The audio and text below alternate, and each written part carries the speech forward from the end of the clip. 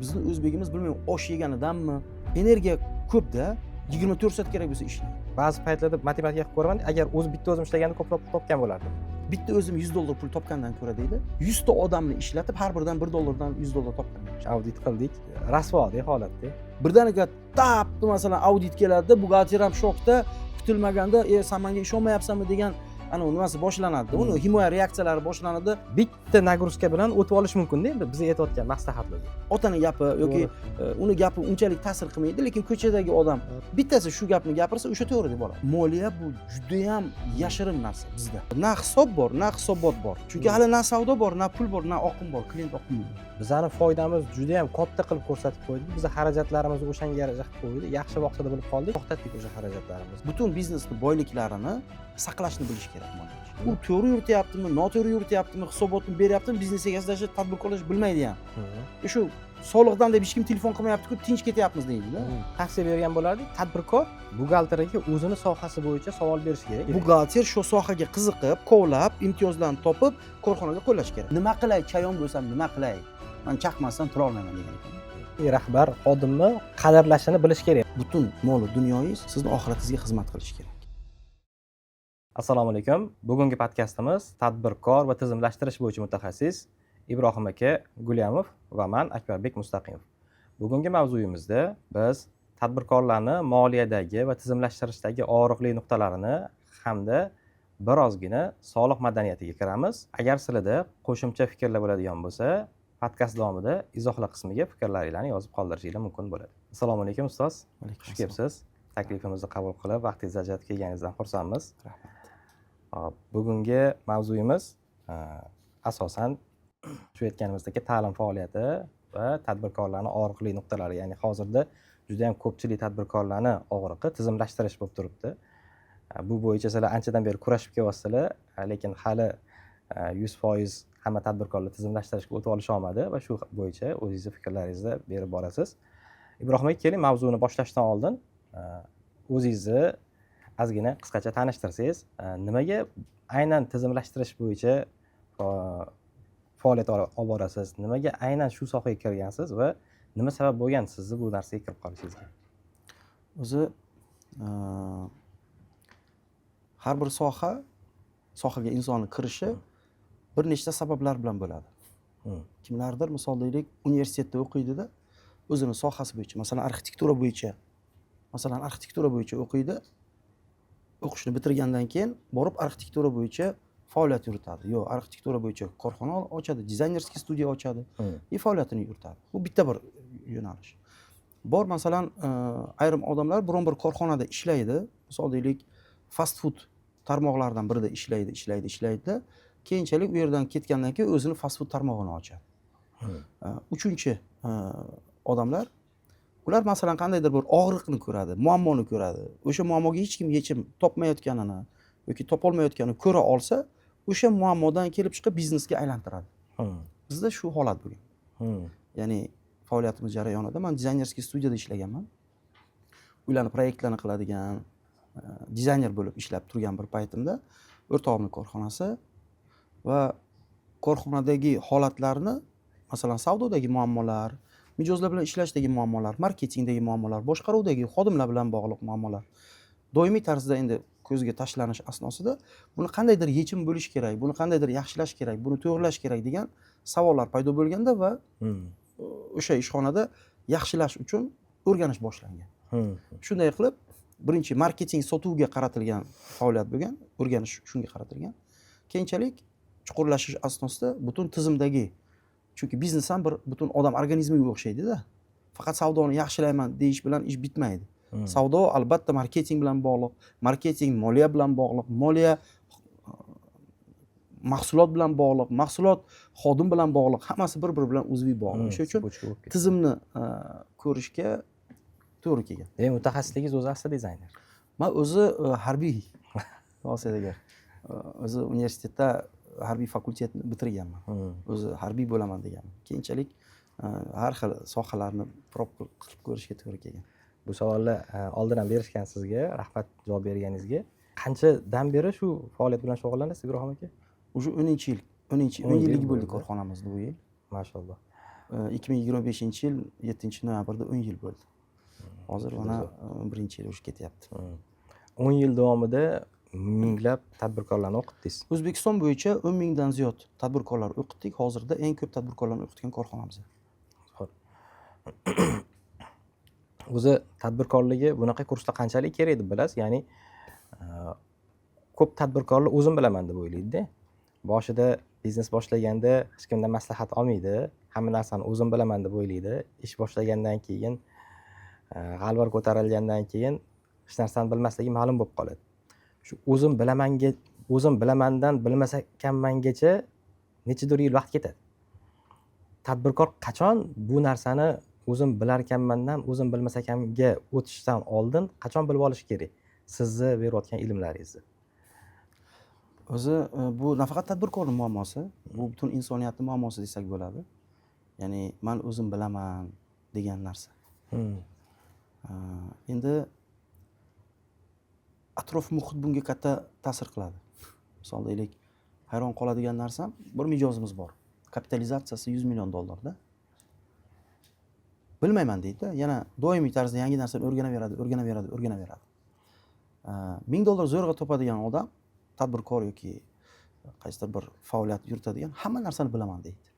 Shunaqa. Ya'ni inson qanchalik bilim olishni boshlaydi, qanchalik chuqur sho'ng'ishni boshlaydi, u bilmasligini bilaveradi.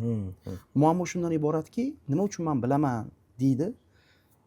Bilimsizlik bu narsaga olib keladi. Endi tadbirkorlar ichida ham o'zini qiyin biznesni yuritish asnosida, chunki men bilaman degan odam hech qachon yangi ma'lumot olmaydi, hech kimning maslahatini olmaydi, o'zi bilganini qiladi. Shuning evaziga o'zini juda ham qiyin yo'llar bilan maqsadga erishadi. Men buni ko'p misol keltiramanda, gaykani misol keltiraman. Tasavvur qiling, bolt bilan gayka bor. Ochish kerak uni. Qanaqa ochamiz degan savol paydo bo'ladi. Birinchi ochish uslubi bu tish bilan ochish gaykani. Qiyin. Tishni og'ritadi, sinishi mumkin. Xolos, og'riqli bo'ladi u gaykani ochish. Ikkinchi usuli bor, qo'l bilan ochish. Qo'lni mazol qiladi, jarohatlaydi qo'lni. Uchinchi usuli bor, ambur bilan ochish. Probka ko'rganmisiz biror marta? Biroq ko'rganmiz. Keyin to'rtinchi usul bor, molotok bilan ochish. Probka ko'rganmisiz? Molotok bilan urib ko'rganmiz. Pachog'ini chiqarib, o'sha ishga yaramaydigan qilib tashlaysiz. Yechasiz bo'ldi-da. Bo'ldi, bir marta yechasiz, bo'ldi. Uni takroriy bu gaykani yoki nimani qayta ishlatib bo'lmaydi. Ishlatib bo'lmaydi. 5-usuli bor. Nima deydi? Gazli ключ degan narsa bor. Ключ bor, bunday aylantirasiz, razmeri katta kichik bo'ladi. O'sha bilan ochasiz. 6-usul bor. O'sha prosta gaykani necha kalit to'g'ri ekanligini o'sha kalitni olasizda ochasiz. 7-usul maxsus drelga o'xshagan apparat bor. Shurpovert deydi. Nasatkasini, shurupni nimasini qo'yasiz, gaykani. Shunday knopkasini bossangiz, g'izillab ochib beradi. Bitta muammoni 7 xil hozir ochish uslubida bundan olsangiz agar gaykani muammo desa agar. Muammo shundan iboratki, men o'zim bilaman degan tadbirkorlar gaykani tishi bilan butun umr ochib yuradi.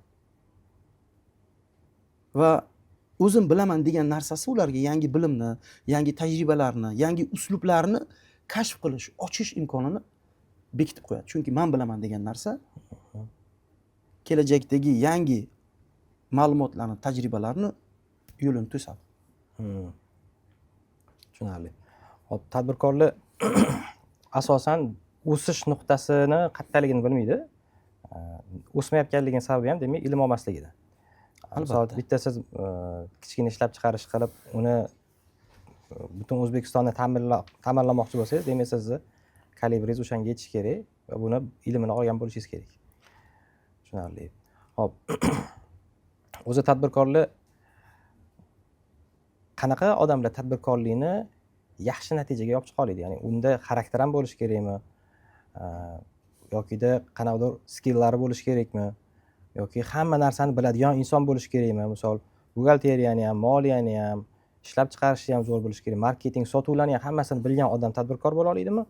Yokida faqatgina bitta dona ko'nikma borki, o'sha odam tadbirkorlikning hamma yo'nalishlarini eplay oladimi? Bu yerda o'sha muvaffaqiyatga erishish uchun tadbirkorlikda misol deylik qaysidir bir marralarga erishish uchun Bu yerda men ko'rgan narsa 3 ta narsa jamlanishi kerak. Birinchi narsa bu Jahongir Ortiqxo'jayev aytganlaridek duh bo'lishi kerak. Chunki o'sha tavakkal qila olish, riskga tayyor ekanligi bu juda muhim. Bizning diyorda yurtdoshlarimizda bu bor. Ota bobolarimizdan qolganda tavakkalchilik bor. Savdogar bo'lgan ota bobolarimiz. Xullas, tavakkal qilishni biladi bizning diyorlar. Misol deylik, Amerikada bo'lganimda, Angliyada bo'lganimda, Koreyada bo'lganimda yoki boshqa Vyetnam va hokazo Xitoy, Rossiya joylarida bo'lgan paytimda shu narsani ko'rdimki, masalan, Amerika, Angliya, Xitoy yoki shunga o'xshagan joylarda xalq, umumiy massa xalq bor-ku, o'zim korxona ochaman degan narsa miyasida yo'q, o'zimniki bo'lishi kerak degan narsa yo'q u yerda. Ko'pchilik massaning ichida. Bizni ishga oling siz o'zbegimizni. Ozginadan keyin o'zimnikini ochishim kerak degan g'oya keladi. Bilmayman, genida bor-da, ularning tadbirkorlikni geni bor, qandaydir bir tavakkal qilishgan bemalol. Qo'rqmaydi tavakkal qilishga. Bu birinchi narsa, ya'ni duh bo'lish kerak. Ikkinchi narsa energiya bo'lish kerak. Ya'ni ishni bir qo'llatish uchun, rivojlantirish uchun energiya kerak. Bizni o'zbegimiz bilmayman, osh yeganidanmi, energiya ko'p-da, 24 soat kerak bo'lsa ishlaydi. Masalan, Vyetnamda bo'lgan paytimda hayron qolgan narsam, soat, misol deylik, 4 ta turar ekan. Ertalab bilan gimnastika suvga kirar ekan, cho'milar ekan, 7 da ishga kiradi, 11 da obedini qiladi, 2 da uxlaydi qoida bo'yicha. Obed. 2 da uxlaydi hammasi. Soat 5 da bo'ldi, ishlash yo'q, ketadi. Pul ko'proq beraman, u yo'q. Bo'ldi, dam oladi. Bizning o'zbegimiz bunaqa emas. 24 soat ishlaydi. Shunaqa. Tinmaydi, dam olmaydi, yakshanba yo'q. Har kuni kerak bo'lsa ishlaydi. Lekin effekt yaxshi emas. Nimaga unaqa desa agar, sababi uchinchi komponent bu ilm. Birinchisi duh, ikkinchisi energiya, uchinchisi ilm yetmaydi. O'sha sohasini ilmini olmaydi yoki o'sha sohasini boshqarish ilmini olmaydi. Shuni evaziga o'sha uchinchi ilm degan narsa bo'lmagan evaziga ikkitasini gazini bosadi. Misolda energiya ko'p ishlaydi, effekt kam. Duh bor, tavakkal qiladi, xato qiladi, yana turadi, yana yuradi. Agar shunga ozgina ilmni qo'shganda edi, bu skorost juda katta bo'lgan bo'ladi. Chunki ko'p mehnat qiladi-da, lekin samarasiz mehnat qiladi. Shu hamma narsa mana shu 3 ta kompleks agar ishlasa, o'zbegimizni to'xtatib bo'lmaydi. Mana men o'zimda bo'layotgan muammolardan bittasi, bizani tashkilotimiz outsource tashkiloti, buxgalteriya, sog'liq maslahatlari bo'yicha. Men soha mutaxassisi bo'lib turib, shu o'zingiz aytganingizdek o'zim qilishim kerak degan narsani ochganman. O'sha og'riqni topgansiz. Ha, soha mutaxassisi bo'lib turib, shu narsani endi o'zim qilishim kerak deb ochib, jamoa to'plaganman-da. Lekin hali ham men oldin mutaxassis bo'lib turgan paytimdagi sarflayotgan vaqtim bilan hozirgi vaqtim bir xil. Biznesga ketadi, ya'ni ish vaqtim hali ham o'sha-edi. Men qachondir o'ylab qolaman, ya'ni balkim men biznes qilmasligim kerakdir. Men soha mutaxassisi bo'lib o'zim xizmat ko'rsatishim kerakdir. Ba'zi paytlarda matematika qilib ko'raman, agar bitta o'zim ishlaganda ko'proq pul topgan bo'lardim, deyman-da. Komanda bilan ishlaganim hisobiga ularga oylik, arenda, texnikalarni olib berganim hisobiga tushadi summamiz. Agar shuni bitta o'zim qilganda ko'proq topardim, deyman-da. Ikkilanish bo'ladi. Balkim menga emasdir, men qilmasligim kerak deb bu ishni degan narsa bo'ladi. Endi savol, soha mutaxassisi qachondir tadbirkorlikka o'tishi mumkinmi yoki soha mutaxassisi o'zini mutaxassisligini kuchaytirib, ekspert sifatida ko'proq daromad olgani yaxshiroqmi? O'zi qaysi birida ko'proq daromad oladi? Bir xillari ko'ramiz, tadbirkorlik, katta tadbirkorlar har doim vohma bilan, qanaqadir problemalar bilan yuradi, qo'lidagi yaxshi pul topadigan xodimi ish vaqti tugagandan keyin ketib, oilasi bilan bemalol o'tiradi. Ha, bu yerda bu tanlov deb o'ylayman. 4 xil miya bor-da. Ishchining miyasi bor, tadbirkorning miyasi bor, biznesmenning miyasi bor va investorning miyasi bor. Ishchining miyasi hamma ishni qo'ling bilan qil deydi. Stabilnostni xohlaydi, tavakkal degan narsa yo'q. Ana shu ishchi miyadan sekinlik bilan ko'proq pul topishni xohlab, ishchi miyadan tadbirkorlik miyasiga o'tadi odam. Ya'ni qandaydir bir o'zini tadbirkorlikka uradi, u bu nimadirlar qiladi. Shuning evaziga u hali ishchi bilan tadbirkorning miyasida o'xshashlik joylari bor. O'xshashlik joyi nima desa agar, hamma narsani o'zini qo'li bilan qiladi tadbirkor ham.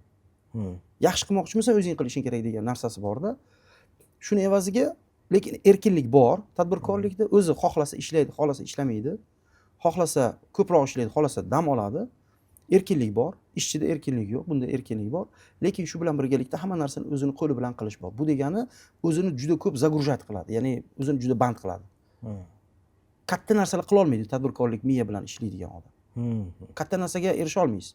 Misol deylik, hozir sizda nechta kompaniyani yurityapsiz buxgalteriyasi? 50 ta. 50 ta. Jami komandangizda nechta odam bor? 7 ta odam bor. 7 ta odam bor. Mana misol deylik, tadbirkor odamda masshtabировать qilish qiyin bo'ladi. Chunki masshtabировать qilishda komanda qilish kerak, topshirish kerak ishlarni. Unda bu narsa qiyin topshirish. Keyin uchinchi miya biznesmen miya. Tadbirkor miya bilan biznesmen miyada katta farq bor o'rtasida. Masalan, tadbirkor hamma ishni o'zim organizovat, o'zim tashkil qilishim kerak desa, biznes egasi ishni yaxshi tashkil qilish uchun birovlarni qo'li bilan tashkil qilishni. Boshqaruvchilik Ishchi bu. Ya, bu yerda mana shu joyda boshqaruvchilik boshlanadi. Ya'ni tadbirkor ishni yaxshi qilishim kerak degan fikrda bo'lsa, biznesmen ishni yaxshi tashkil qilishim kerak. Ishni yaxshi qilishim kerak emas, ishni yaxshi tashkil qilishim kerak degan g'oya bor bunda. Investor miyada esa ishni yaxshi tashkil qilishim kerak degan narsa yo'q. Pulimni to'g'ri joyga, ishni yaxshi tashkil qiladiganini qo'lga topshirishim kerak. to'g'ri joyga tikish kerak. Ya'ni investor tadbirkorga emas, yaxshi biznesmenga pul tikadi.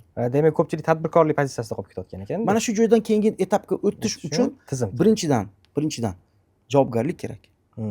Qanday javobgarlik desak, og'riq, dard javobgarlik bo'lishi kerak.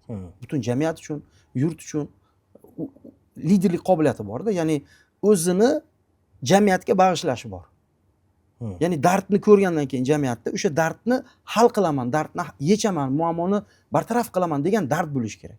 Yo'q, o'zim bolam chaqam tadbirkor nima deydi? Bolam chaqam ota-onamga pul yetyaptimi? Bo'ldi, menga nima dalishi problemasi meni ishim emas. Demak, o'zini qoniqtiradigan darajaga chiqqandan keyin o'zini xohlamaydi yog'iga o'tishni. Yo'q, unga kerak emas. Nima qilaman deydi. O'sha hozir ham banan yeyapman-ku deydi-ku. Maqsad bo'lsa, lekin o'tish mumkin. O'sha maqsad borlar bu tarafga o'tadi-da.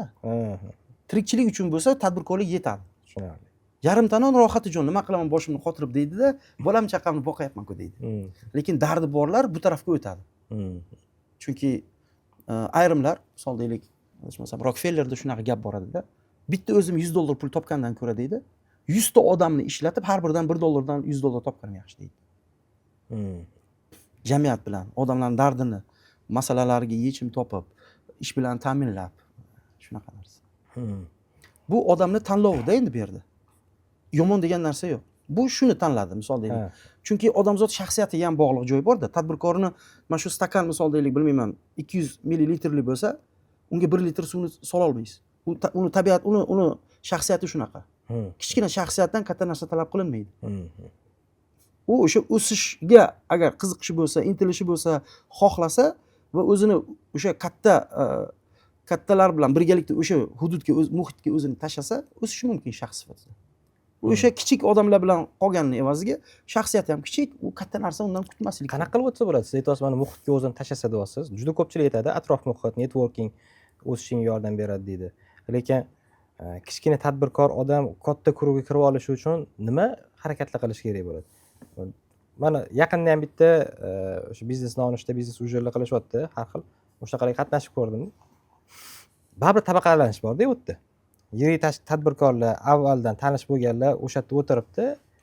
Endi shakllangan tadbirkorlar, o'sha biznes yaqinda boshlagan yoki o'saman deb harakat qilayotganlar, ularni nimasini yorib kira olmayapti ichiga. Ozgina suhbat qilishyapti-da, nima daraja sal pastroqligini bilgandan keyin suhbatni sekin chiroyli qilib to'xtatib qo'yishyapti. Qanaqa qilib atrof muhitni almashtirish mumkin? Bilasizmi? Bitta zo'r misol bor-da. Parfumeriya do'koniga kirsangiz, hech narsa sotib olmasangiz ham, prosta 1 soatcha o'sha yerda yursangiz. Siz xohlaysizmi, xohlamaysizmi, ana o'sha yerdagi parfumeriyalarning hidi sizni kiyimingizga o'tirib qoladi. Siz hech narsa qilganingiz yo'q. Bunday olsangiz agar. Yoki qishloqning bir hojatxonasiga kirsangiz, 1 soat hech narsa qilmasangiz, o'tirsangiz, uni ham hidingizga o'tirib qoladi. Hech narsa qilganingiz yo'q. Ya'ni yaxshi davralarda o'sha yerda prosta bo'lsangiz, prosta o'tirsangiz, ya'ni networkingni zo'r professional networker bo'lmasangiz ham, o'sha yerda aytilgan bir g'oyani eshitib qolishingiz mumkin.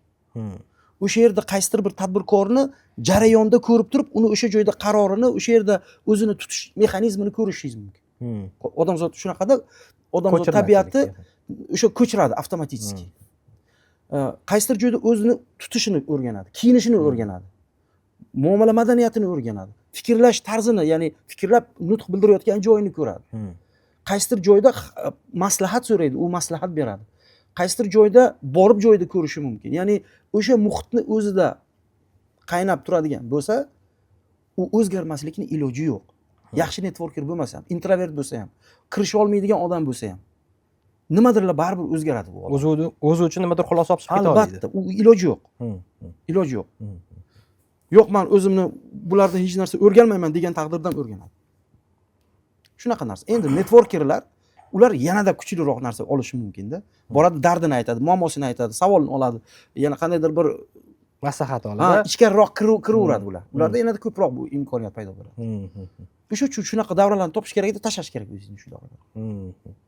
Biznes qilmoqchiman, ko'p pul topmoqchiman degan xayol bilan yurgan odamni o'zi xayolini o'zi, niyatini o'zi yetarli emas ekanda. Harakati ham o'shalarni ko'rsatib berish kerak ekanda. Mana ko'p pul topmoqchiman degandan keyin uni qanaqa qilib topmoqchiligini aniqlash kerak ekan. Keyin uni qayerdan topish mumkinligini, kimlar bilan topish mumkinligini aniqlab olish kerak ekanda. Bu yerda fokus degan narsa bor-da. Siz mana o'sha ko'p pul topish degan qismi bor-ku. Fokus, mana muammo shundaki, ko'p pul topishda fokus. Fokus qanaqa bo'lish kerak desangiz, fokus ko'p foyda keltirishda bo'lish kerak. Chunki pul qayerdan keladi desangiz, birovdan keladi pul. Demak, birovdan pul kelishi uchun o'sha odamda shunaqangi darajada foyda keltirishingiz kerakki, sohangiz yordamida, kasbingiz yoki mutaxassisligingiz yordamida. U foydadan mast bo'lsinki, sizga kutganingizdan ko'proq pul bera olsin. Lekin baribir sel ko'p pul topishda bo'ladi. Fokus degan narsa bor. Da, sel, misol finansiy rezultat bo'lishi mumkin, lekin fokusingiz foyda keltirishda bo'ladi. Chunki u o'z-o'zidan по-любому keladigan narsa, ya'ni sabab oqibat qonuniyati ishlaydi. Siz sababga kuchini tashlaysiz, oqibat o'zi avtomatik bo'ladi. Misol deylik, men qornim to'y qilishim kerak haqida o'ylash kerak emas, ovqat yeyish haqida o'ylash kerak. Ovqat yesangiz siz xohlaysizmi, qoringiz to'q bo'laveradi. Chunki ovqat tushgandan keyin oshqozon o'sha protsessi amalga oshadi-da, qorin to'q bo'ladi. Endi mana boya aytdingiz-ku, tadbirkor bilan biznesmenning farqi bor dedingiz. Tadbirkor o'zini qo'li bilan sifatida o'zini qo'li bilan harakat qiladi, biznes egasi birovlarni qo'li bilan qilishga harakat qiladi deysiz. Xo'p, endi bu narsaga albatta tizim kerak. To'g'rimi? Biznesmen bo'lgandan keyin, boshqaruvchi pozitsiyasida bo'lgandan keyin unga tizim kerak bo'ladi. Tizim qaysi darajaga chiqqandan keyin qo'yish kerak? Tizim qo'yish ham arzon emas-da. Qimmat-ku hozirgi kunda tizimlashtirib berish bilan shug'ullanadiganlar. Misol uchun sizni kursingizga borib o'rgandi, tizimlashtirish qanaqa, o'zi nima tizimlashtirish, qachon u tizimlashgan bo'ladi degan narsani ko'rdi. Endi qaysi mutaxassisga borib shu tizimlashtirmoqchiman degan konsalting firmadan xizmat olmoqchi bo'lsa, juda qimmat narxlar. Qaysi darajaga chiqqandan keyin u tizimlashtira oladi yoki-da tizimlashtirish qachon kerak bo'ladi? O'zi bilasizmi, tizim deganda tizimni darajalari bor bo'lsa kerak.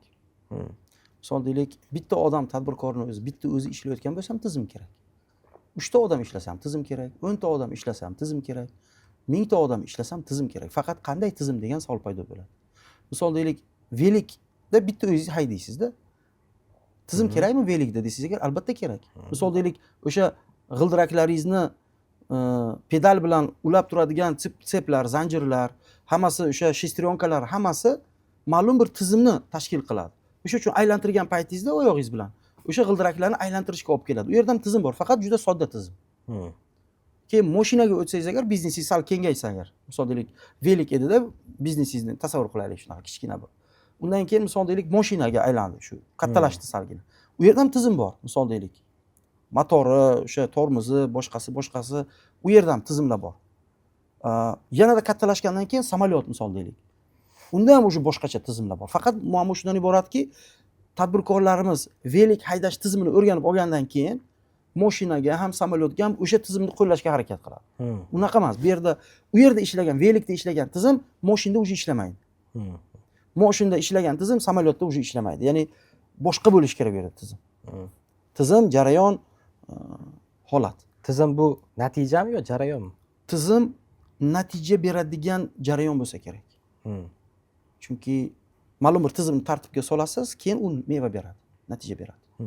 Qachon bilasiz siz korxonangizda tizim bor, paydo bo'lganini, tizimlashtirish harakatini boshlagandan keyin qachon tizim shakllandi degan xulosani qilish mumkin?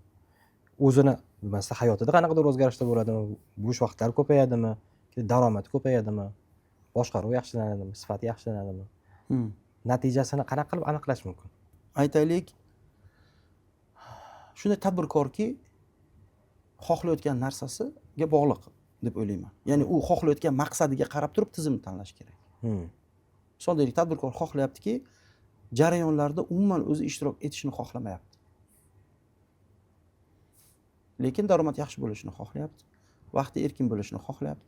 Yaxshi ko'rgan narsasi bilan, shaxsiy rivojlanish bilan, oilaga vaqt ajratish bilan, sayohatlar bilan, ruhiy tarbiya bilan shug'ullanishni xohlayapti. Bu uchun protsesslarni, ishxonani shunday topshirish kerakki, o'zi operatsionkada ishtirok etmasin. Hop, bu jarayonda qayerdan bilamiz bu bo'lyaptimi, bo'lmayaptimi? Buni oddiy o'lchash mumkin. Bu yerda biznes egasi qaysi jarayonlarda o'zi shaxsan ishtirok etyapti? Bitta analiz qilib chiqsak bo'ladi. Do'postlik qilishda. Ha, ya'ni o'rganib chiqiladi, qaysi jarayonlarda biznes egasini shaxsan o'zi ishtirok etyapti. Va biznesning ichida qaysi mexanizmlar yaxshi ishlayapti? Moliya mexanizmi, savdo mexanizmi, xodim bilan ishlash mexanizmi, strategiya, masalan marketing mexanizmi, sklad masalan bo'lsa agar sklad, ta'minot mexanizmi qanaqa ishlayapti bular? Ko'rib chiqsa bo'ladi.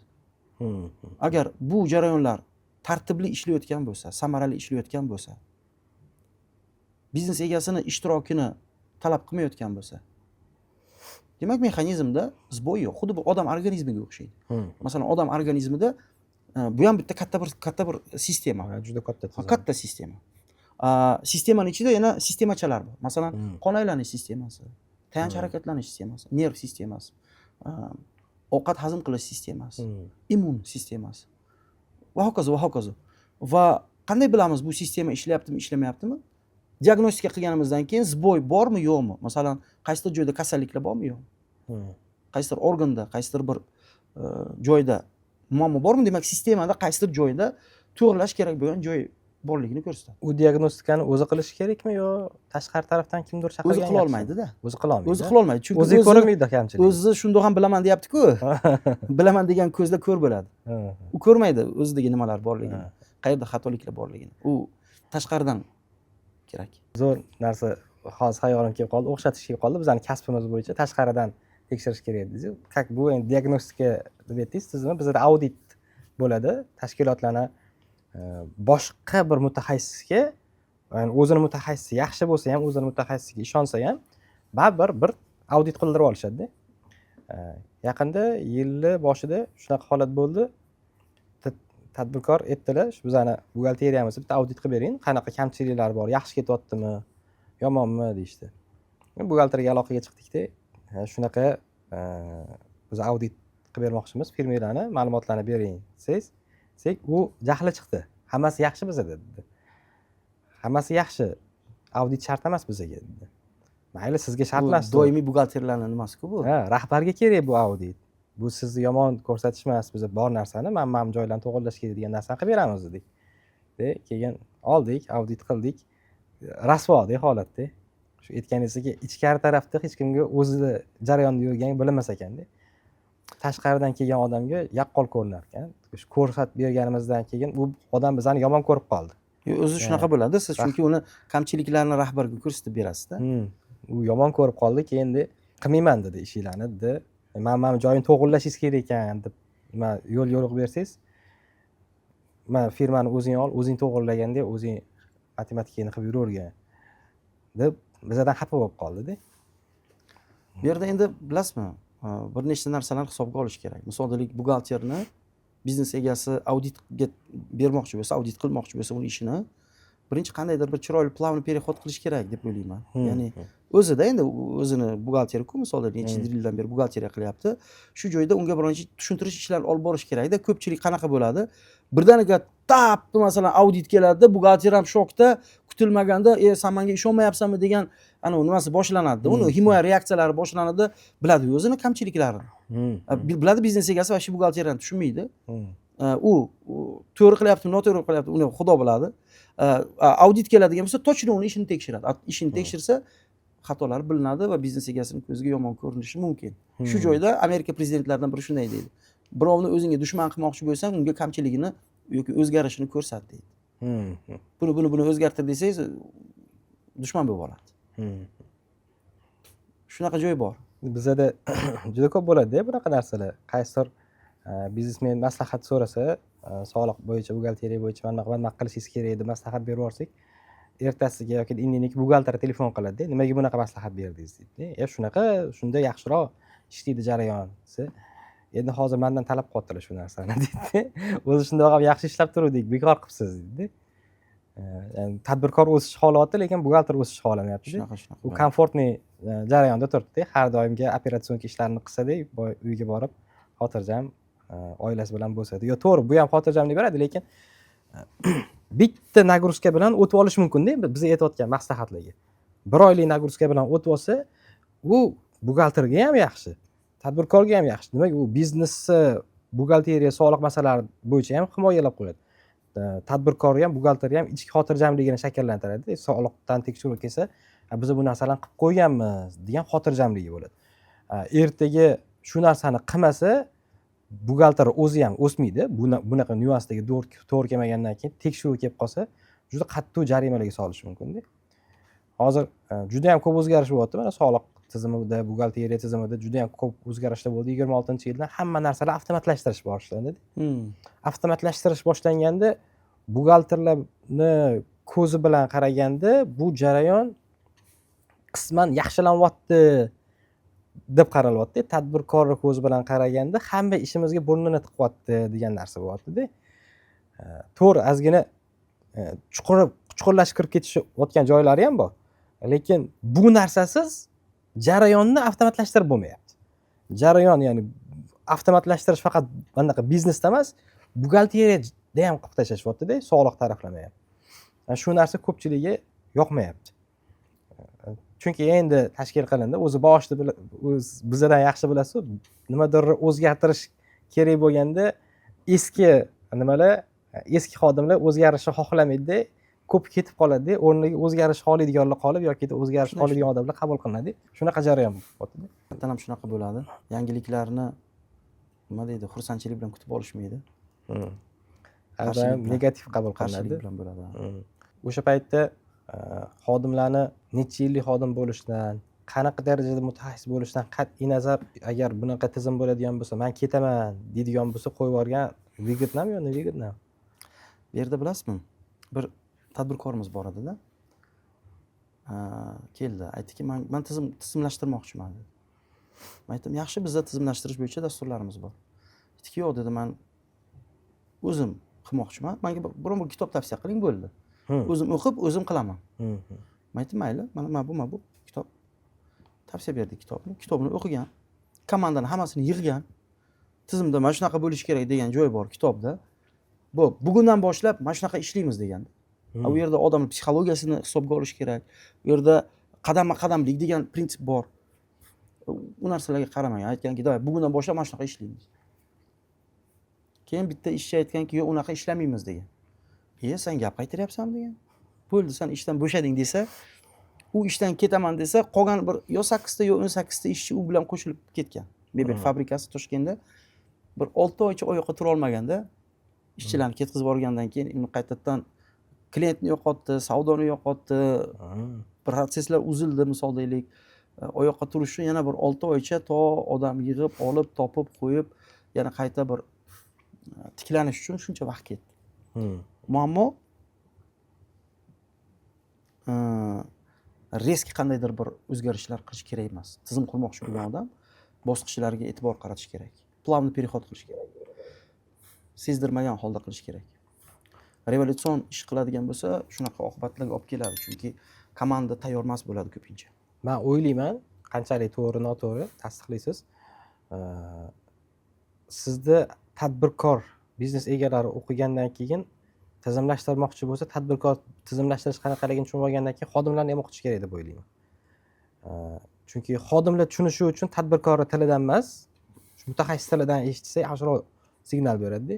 chunki biznes egasi o'zi tushunganicha gapirib beradi, tushunganicha tatbiq qiladi. Mutaxassis uni nimaga kerakligi, qanaqa qilinish kerakligi, nima plyus, nima minus borligi, u tadbirkordan tashqari xodimlarga qanaqa foydasi borligini ham ko'rsatib beradi-da.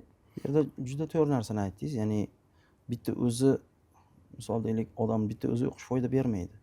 Chunki uni kichik korxonacha bo'lsa, 2-3 ta odam bo'lsa, unda o'qib qo'llashi mumkin, lekin 10 ta, 20 ta, 15 ta, 30 ta, 50 ta yoki undan ko'p bo'ladigan bo'lsa, bitta o'zini o'qishi foyda bermaydi. Chunki uzoqqa bormoqchi bo'lsang, komanda bilan yur deyilgan. Ya'ni tez yurmoqchi bo'lsang, o'zing yur, uzoqqa bormoqchi bo'lsang, komanda bilan yur. Ya'ni iloji yo'q. Siz o'zingiz bildingiz, lekin komanda hammasi sizga qarshi bo'ladigan bo'lsa, sizning aytganingizga teskari turadigan bo'lsa, yurmaydi u narsa. Bu yerda muammo o'qitish jarayonidagi muammo biznes egalarini o'zi xodimini o'qita olmasligida. Ko'pchilik holatlarda. Nima demoqchiman bu gapim bilan? Hammada ham o'qituvchilik yoki pedagogik qobiliyat yo'q-da. Hamma normalniy tushuntirib, qadamma-qadam, bosqichma-bosqich sabri ham yo'q, vaqti ham yo'q, bunaqa tajribasi ham yo'q. O'zi endi kelib turibdi, o'zi baqir chaqir, ha. O'zi bu jarayonga o'zi endi keldi. Shunaqa tomoni bor. Baqir chaqirdan boshqa narsani bilmaydiganlar ham bor. Keyin yana bitta narsa bor. Bu ham o'sha tabiat, odamlarning tabiatida. Ota farzandiga 1000 marta bir narsani aytdi, masalan, mana bu narsa to'g'ri, mana bu noto'g'ri dedi. Ko'chadagi odam mana bu to'g'ri, mana bu otasini aytganini bir marta aytdi. Bu to'g'ri ekan-ku deb olaveradi. Otasi 1000 marta aytgan shuni. Otaning gapi yoki uni gapi unchalik ta'sir qilmaydi, lekin ko'chadagi odam bittasi shu gapni gapirsa, o'sha to'g'ri deb oladi. Mana shu narsaga o'sha uchun ota-onalar farzandini tarbiya qilishda, ota-bobolarimiz boshqa ustozga bergan. O'zi ustoz bo'lsa ham boshqa ustozga bergan. Chunki erkalanadi, boshqa bo'ladi, seryozni qabul qilmaydi. O'sha uchun shunaqa. Mana shu narsani ko'p o'ylab yurardim. Men uydagilar aytganda noto'g'ri deb tuyuladi, tashqaridan boshqa odamdan eshitilganda to'g'ri deb tuyuladi bu. Aytadiki, "Mana shuni aytuvdim-ku senga." Ha, shunaqa bo'ladi. Siz boshqacha narsa to'g'ri aytgan ekansiz deydi-ya oxiri baribir. Shunaqa deydi-yu. Tizimlashtirishdan asosiy maqsad o'zi tadbirkorda balansni ushlash bo'ladi. Balans ya'ni hayot bilan ishdagi balansini ushlab olish bo'ladi. Mana shu balans sizda qanaqa jarayonda hozir? Men nazarimda tizimlashtirishdan maqsad butun mol dunyoyingiz sizni oxiratingizga xizmat qilishi kerak. Shu uchun kerak tizimlashtirish. Haqiqatan ham balans paydo bo'ladi bu yerda va dunyoni asl, misol deylik, dunyoni topdingiz. Mol dunyoyingiz bor. Oxiratingizga xizmat qilish kerak bu. Bu uchun esa korxonada, misol deylik, stabil daromadingiz bo'lishi kerak. Tizim ishlash kerak. Endi menda qanday deganingizda, qaysi jarayon sizga qiziq? Ya'ni siz qanchalik balansingizni o'zingiz xohlaganingizdek qilib oldingiz yoki hali o'zingiz xohlaganingizdek kelmadimi? Yaxshi savol. O'zi operatsion upravleniyada men yo'qman. Operatsion upravleniya direktorimiz bor. Har bir bo'limlarda o'zini odamlari bor.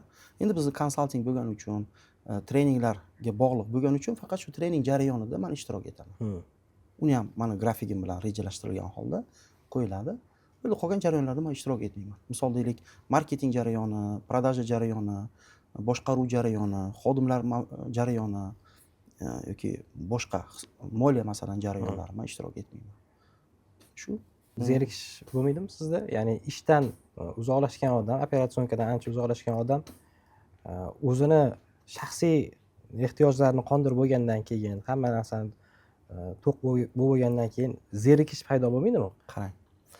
Siz hozir o'zingiz direktorsiz, ha, ishxonangizda. Hozir bizda zerikishga vaqt yo'q-da. Ha, qarang.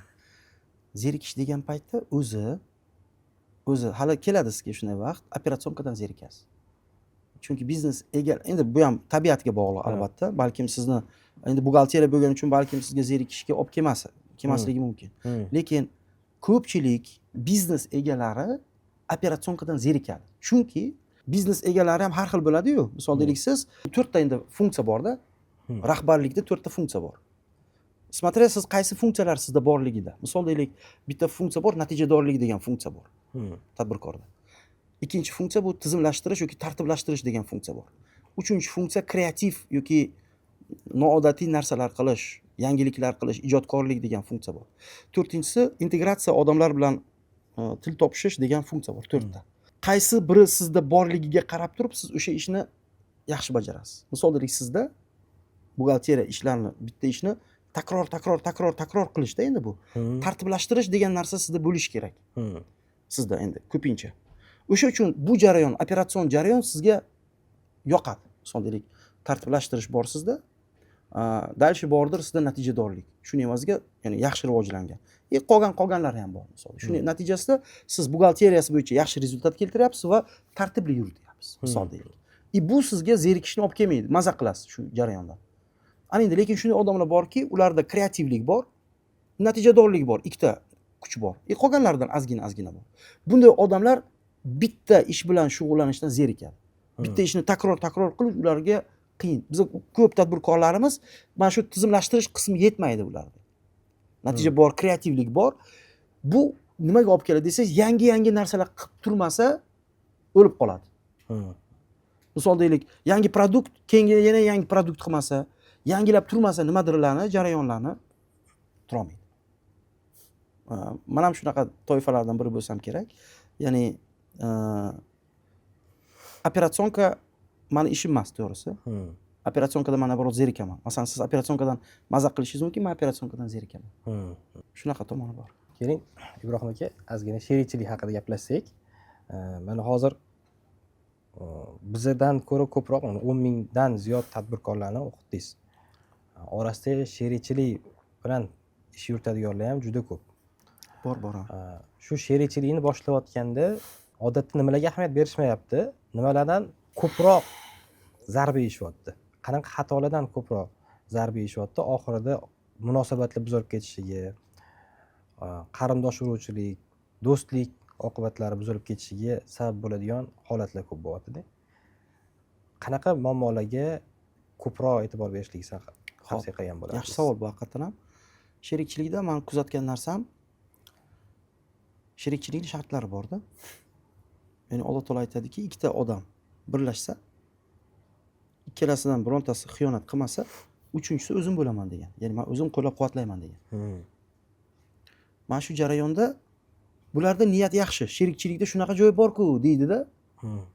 Lekin u taqozo qiladigan, talab qiladigan shartlar ham bor u yerda. Ya'ni misol deylik, o'sha xiyonat qilmaslikka nimalar kiradi? Qanday ishlar xiyonat qilmaslikka sabab bo'ladi? Shu taraflarini qidirishmaydi, shu ustida ishlashmaydi. Keyin nima bo'ladi? Ikkita odam birlashadi-da, biz sherik bo'lamiz deydi-da. Birinchidan to'g'ri bir-biriga sherik topmaydi. Birinchidan bu juda muhim. To'g'ri odam tanlash. Ya'ni sherikchilik qilmoqchimisiz?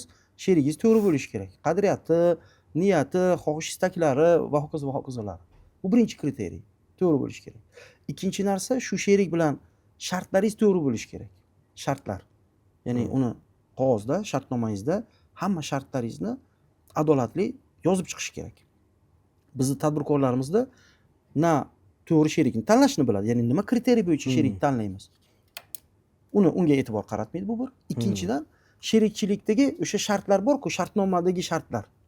U punktlar ham kelishilmaydi, gaplashilmaydi, og'zaki xuddi bir o'rmon qoidalari asosida kelishiladi. Bu ikkinchi narsa. Uchinchi narsa, bu ham bitta katta xalaqit beradigan narsalardan. Niyati, misol deylik, xiyonat qilmaslik, ha? Lekin moliyani yuritishni bilmaydi, hisob-kitoblarni yuritishni bilmaydi, o'zi yuritadi. Na moliyachi oladi, na buxgalterni normalni qo'yadi. O'zim yuritaman deydi, o'zi umuman moliyani tushunmaydi. Biron bir moliya bo'yicha joyda o'qimagan. Na pul oqimi, na foyda va zarar, na balans kabi hisobotlarni umuman yuritmaydi. O'zi bilganicha faqat kirdi, chiqdini yuritadi. Bo'ldi, shundan foyda va zararni chiqaradi shundan. Pul oqimidan foyda va zararni chiqaradi xullas. Shuni natijasida u o'zi xohlamagan holda sherikka xiyonat qiladi. Chunki noto'g'ri-ku u yerdagi narsalar. Hisob-kitoblar noto'g'ri bo'ladi. Avtomatik o'zi bilmagan holda sherikka xiyonat qiladi. Baraka ketadi. Sizni nimangizda praktikangizda bo'lganmi? Shu sheriklar oxir oqibat buzilib ketishi, ya'ni biznesi bo'lib ketishi Bunaqalar juda ko'p. Uzoqqa bormaydi bizni diyorda sherikchiliklar uzoqqa bormaydi. Qilganlar bor. O'sha bu sherikchilik nima deydi? Bu sherlarning ishida bu. Bu uchun o'sha misol deylik, mana yaqinda mana hozir Samarqandga borib keldik. intensiv programmamiz bo'ldi 3 kunlik. Ana o'sha 3 kunlik intensivimizga bir 3 ta sheriklar keldi. Ular bizda o'qigan oldin. O'sha o'qish jarayonida bir-birini topgan, o'zi uchalasi ham Samarqanddan. O'qish jarayonida bular uchalasi birlashib sherikchilik qilgan. Hozirga kelib o'sha gruppa kompaniya ochgan. Bog'chasi ham bor, maktabi ham bor, klinikasi ham bor, yana boshqasi ham bor, boshqasi ham bor. 3 ta sherik distributsiyasi bor, unisi bor, bunisi bor. 3 ta sherik birlashgan shu ishni qilgan. Misol deylik. Yurt grup degan bir nima ochishgan. Bir nechta ichida tarkibida bir nechta korxonalar bor. Sherikchilikni evaziga. Birlashishni evaziga. Ilm borligi uchun-da. Albatta. Ilm borligi uchun to'g'ri ketyapti-da. Albatta. Ilm bo'lmasa, shu yozma bo'lmasa, hamma narsa ertaga oddiy bir oshni pishirib bo'lmaydi-yu, ilm bo'lmasa. shunaqa to'g'ri. Ketma-ketlikka solsa sho'la bo'ladi. Ketma-ketligi ham to'g'ri bo'lsa. Ilmda u ham ilm hisoblanadi. O'sha qancha masalan oddiy bir choy damlashni agar qarasangiz, uni ham ilmi bor-da. Suvni solasiz, gazni yoqasiz, misol deylik, qaynashini kutasiz, zavarkani solasiz, keyin ustiga qaynoqni solasiz, uni yerdan yana kutasiz. Keyin uni piyolaga quyasiz. Jarayonlarni qaysidir birini ozgina xato qiling, misol deylik, tasavvur qiling, gaz tagini yoqdingizda suv solmasdan bo'ladimi? Bo'lmaydi. Suvni soldingizda, lekin qaynatmasdan anaqa qilsangiz, quysangiz bo'lmaydi.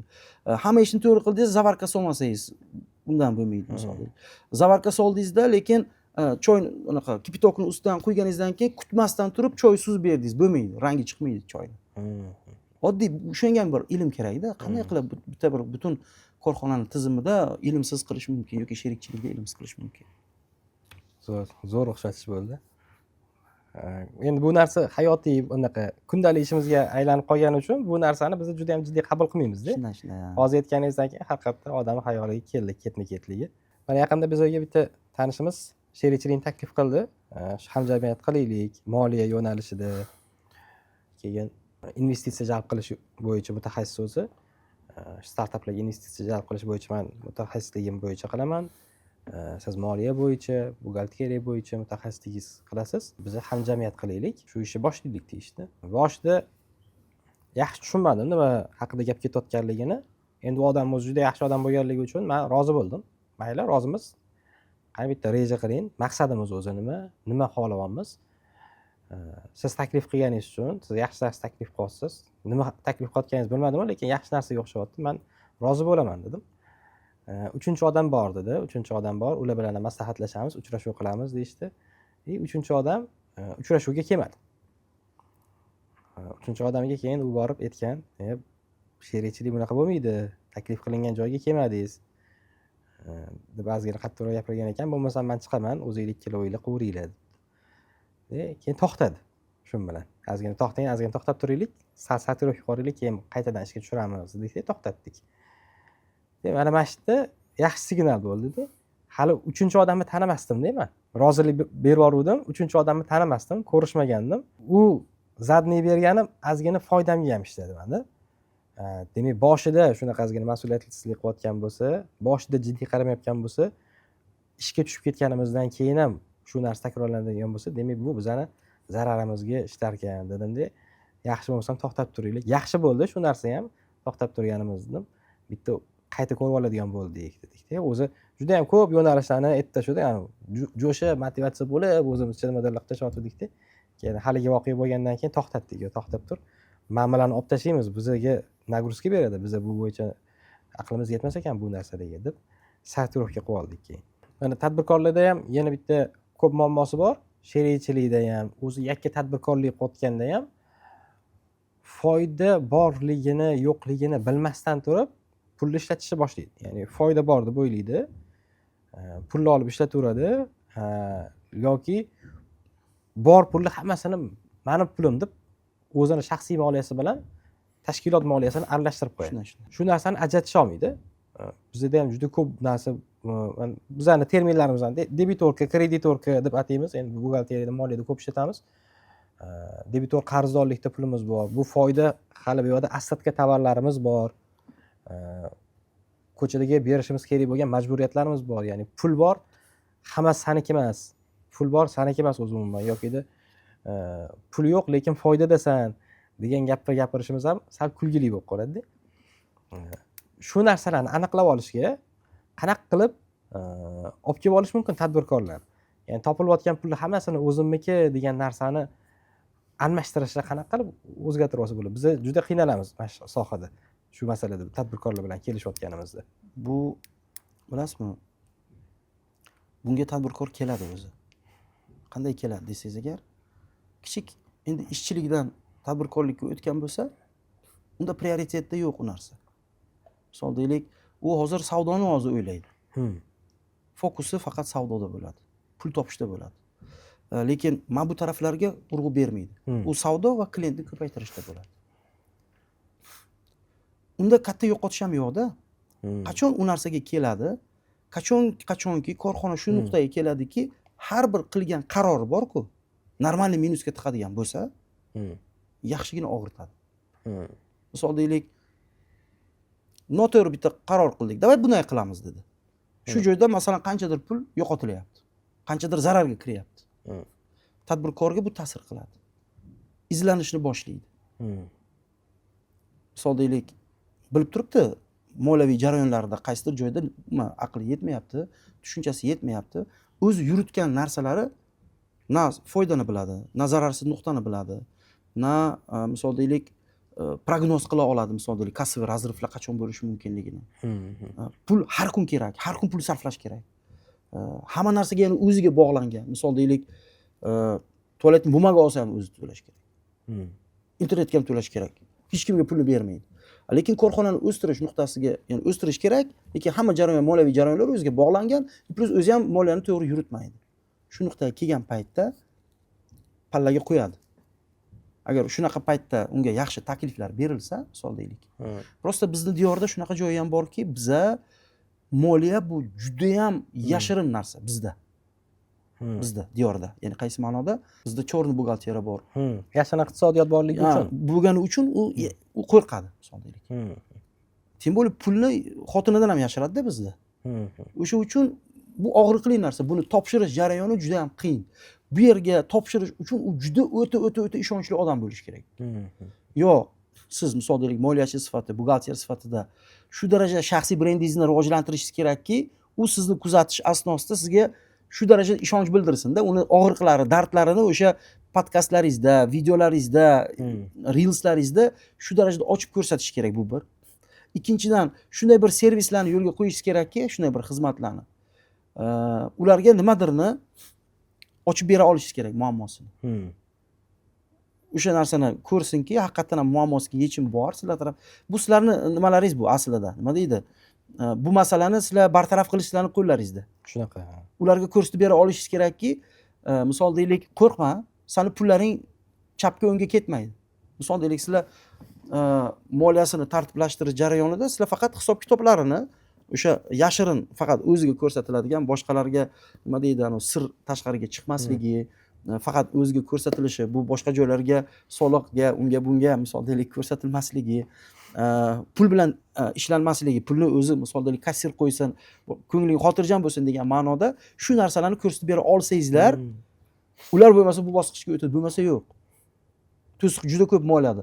Marketingni hozir topshirishni o'rgandi. Misol deylik, SMMchini, targetologni, marketingni topshirishni o'rgandi. Sotuv bo'limi quraman deganlarga ham sotuv bo'limini topshirish, hali moliyani o'rgangani yo'q. O'zi oxirida kelib qoldi-da, o'zi moliya nimaga bunaqa shakllanib qoldi? O'zi tadbirkorlik rivojlanib, chunki moliya biznes umurtqasida. Odamlar hamma narsani bilishni boshlagandan keyin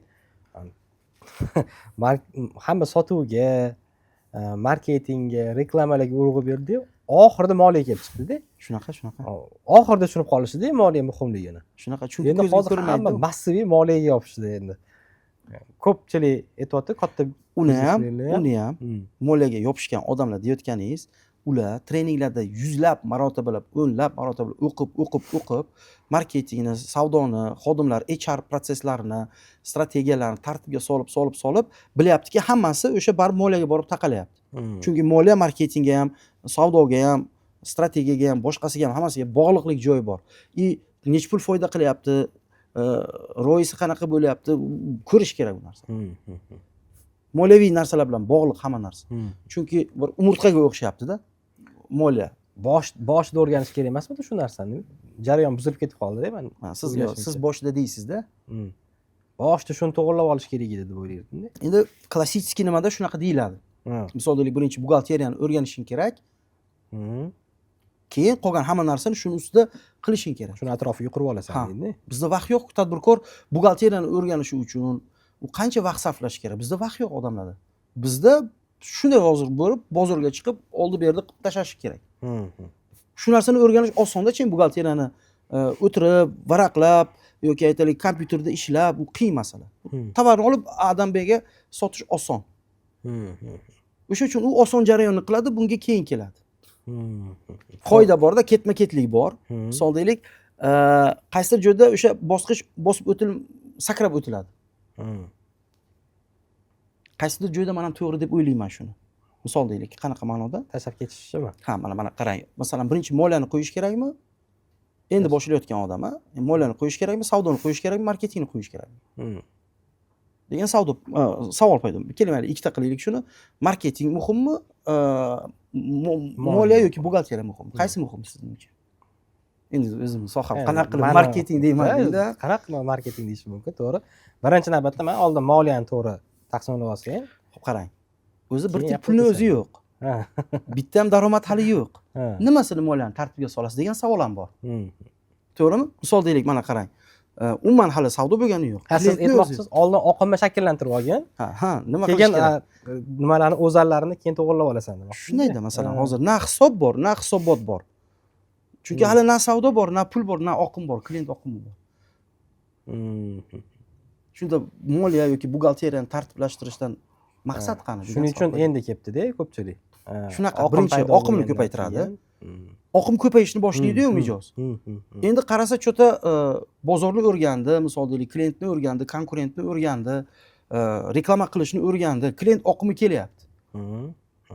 Savdoni hali bilmaydi, lekin oqimni o'zi bo'lsa, bu bilasizmi nimaga o'xshaydi?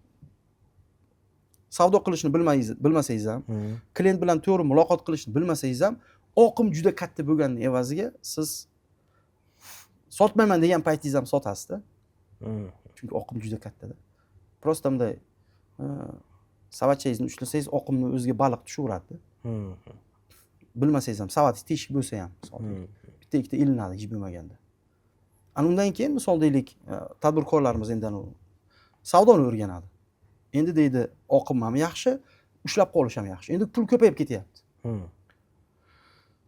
Korxona birdaniga kattalashadi, ishchilarning sonini ko'paytiradi, arendalarni kattalashtiradi-da, o'sha joyda uni o'sha xato qilish ehtimoliga olib keladi. Chunki ozgina noto'g'ri, masalan, o'zgarmas xarajatlar ko'payib ketadi. Savdo endi hamma vaqt ham shunaqa emas-ku, davr o'zgaradi-yu. Produkt eskirdi, misol deylik, davr o'zgardi, konkurentlar ko'paydi, misol deylik. Klient oqimi kam, savdo kam, bu yerda xarajatlar katta. Shu joyda 1-2 marta, 3 marta podushkasini tagiga yashirib qo'ygan pullarni olib chiqib biznesga tikkandan keyin to'xta deydi. To'xta deydi, bu yerda nima bo'lyapti deydi-da. Keyin moliyaga o'sha miyasi o'ylashni boshlaydi-da, moliyachini yoki buxgalterni yoki mutaxassisni qidirishni boshlaydi. Bitta tadbirkor podkastida ko'rdim, biz hisoblamaymiz dedi. Nimaga hisoblamaysiz desa, barakasi ketadi dedi. Ha, endi shunaqa. Keyin Xudo beryapti dedi, men seni hisoblab o'tiraman deyapti-da. Kelib turibdi-yu o'zi deyapti-da. O'sha yerda keyin o'sha aytgan narsangiz meni xayolimga keldi-da. Qachondir baribir kelasiz. Qachondir hozir kelmayotgan bo'lishingiz mumkin. Qanchadir muddatdan keyin baribir keladi shu odam moliyani hisoblashga. Yana bitta odam aytdi, noto'g'ri moliyachi olib qo'yganimni hisobiga dedi, moliyani noto'g'ri hisoblab berganimni hisobiga dedi, bizani foydamiz juda ham katta qilib ko'rsatib qo'ydi. Biz xarajatlarimizni o'shanga yarasha qilib qo'ydi. Yaxshi vaqtida bo'lib qoldik, to'xtatdik o'sha xarajatlarimizni. U bizani bankrot qiladigan holatga kelib qoldi dedi. Moliyachini to'g'ri tanlab bilishi ham muhim jihatlari bor ekanda. Ya'ni qanaqa qilib o'zi u to'g'ri yoki noto'g'ri harakat qilayotganini bilib olish mumkin. Tadbirkor moliyani tushunmaydi. Tadbirkor savdoni tushunadi, biznesni tushunadi, boshqaruvni tushunadi, lekin moliyachini qilayotgan ishlarini, moliyachi berayotgan prognozlarni to'g'ri noto'g'riligini bilmaydi. Ha, shunaqa ekan deb ketaveradi. Qanaqa qilib to'g'rilasa bo'ladi bu narsa? Menimcha o'zi moliyachi uni xizmati deymizmi, uni ishi deymizmi, uni natijasini uni ko'rsatayotgan отчетlardan bilamiz. O'zi отчетlarni to'g'ri tashkil qilishni biladimi yo'qmi? Misol deylik, foyda va zarar, pul oqimi, misol deylik, balans kabi отчетlarni yuritishni biladimi yo'qmi? Qanday yuritadi uni? tagi uni to'g'rimi yoki yo'qmi, o'zi shu otчетlar bo'yicha to'g'ri hisobotlar chiqarganmi, o'zi kimgadir xizmat qilib haqiqatdan ham yaxshi bir rozi bo'lgan, natijalardan xursand bo'lgan keyslar bormi? Misol deylik, biz aytamizda, Amir Temur bobomizning shunday gapi bor. Bizni kimligimizni bilmoqchi bo'lsangiz, biz qurgan imoratlarga qarang. Moliyachini kimligini bilmoqchi bo'lsang, kimlarga moliya qilganiga qarang. Ularning rezultatiga qarang. Misol deylik, surishtiramiz, qanaqa gaplashsa bo'ladi, misol deylik. Qanday yuritilyapti, qanday вообще довольный, недовольный. Misol deylik. Keyin endi hamma va hamma 100% bo'la olmaysiz-ku. Bu maksimalni yaqinlashtirilgan holda masalan o'rganishingiz imkonini beradi. Qaysidir joyda baribir riskingiz bo'ladi. Bizda ko'pchilik baribir o'sha aytyapsiz-ku, rekomendatsiya olish kerak avvalgi ishlagan odamlar bilan deb. Bizda ko'pchilik yuz xotir qilib yaxshi rekomendatsiya berib yuboradi baribir. Ha, yaxshi, yomon emas deydi. Nimaga sizlardan ketgan desa, shu oilaga to'g'ri kelmadi bizga deydi. Yoki lokatsiyasi to'g'ri kelmadi, o'zini boshqa sabablari bo'ldi deydi. Ya'ni u o'zi aslida uni ishdan bo'shatib yuborgan bo'lsa ham, ishdan bo'shatib yuborganmiz, yaxshi emas, shoshmay turing degandan ko'ra yaxshi deb yuboradi-da. Mana shu joylari baribir tadbirkor oyog'idan chaladi-da. Bizning bitta tashkilotimizda moliyachisi, juda kuchli moliyachi. Rahbarni gapidan ko'ra uni gapi kuchliroq bo'ladi-da tashkilotda. Rahbar pul so'rasa bermaydi rahbarga-da. Yana bitta tashkilotimizda moliyachini gapi rahbari kuchidan, ya'ni rahbari gapidan pastroq turadi. Rahbar pul bersa, beradi. Ertaga rahbar baribir moliyachini urishadi. Nimaga pul yo'q deydi? Nimaga pul yo'q deydi? Mana bu paytda tadbirkor ozgina pastroq kelish kerakmi o'zi yoki o'zi tadbirkorning puli, moliyachi o'zi nima qilsa qilverish kerakmi? Yo'q. Bu yerda o'zi moliyachini qo'yishdan maqsad biznesmen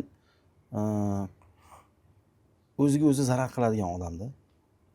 Noto'g'ri qarorlari bilan, shoshilishi bilan, hisob-kitobsizligi bilan, emotsiyalarga berilishi bilan, mingta ishi borligi bilan.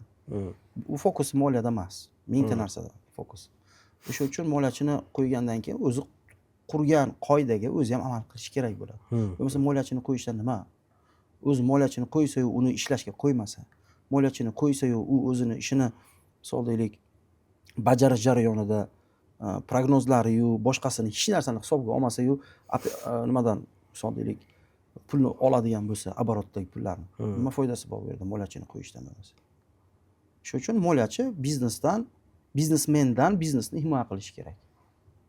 Birinchi etapda biznesmendan o'zini biznesini o'zidan himoya qilish kerak. Birinchidan. Ikkinchidan, butun biznesni boyliklarini saqlashni bilish kerak moliyachi. U uchun ishlayapti o'zi. Uni biznes egasi anglash kerak. Bu uchun ham kelish kerak-da, yetib kelish kerak o'sha urovga. Yetib kelish kerak.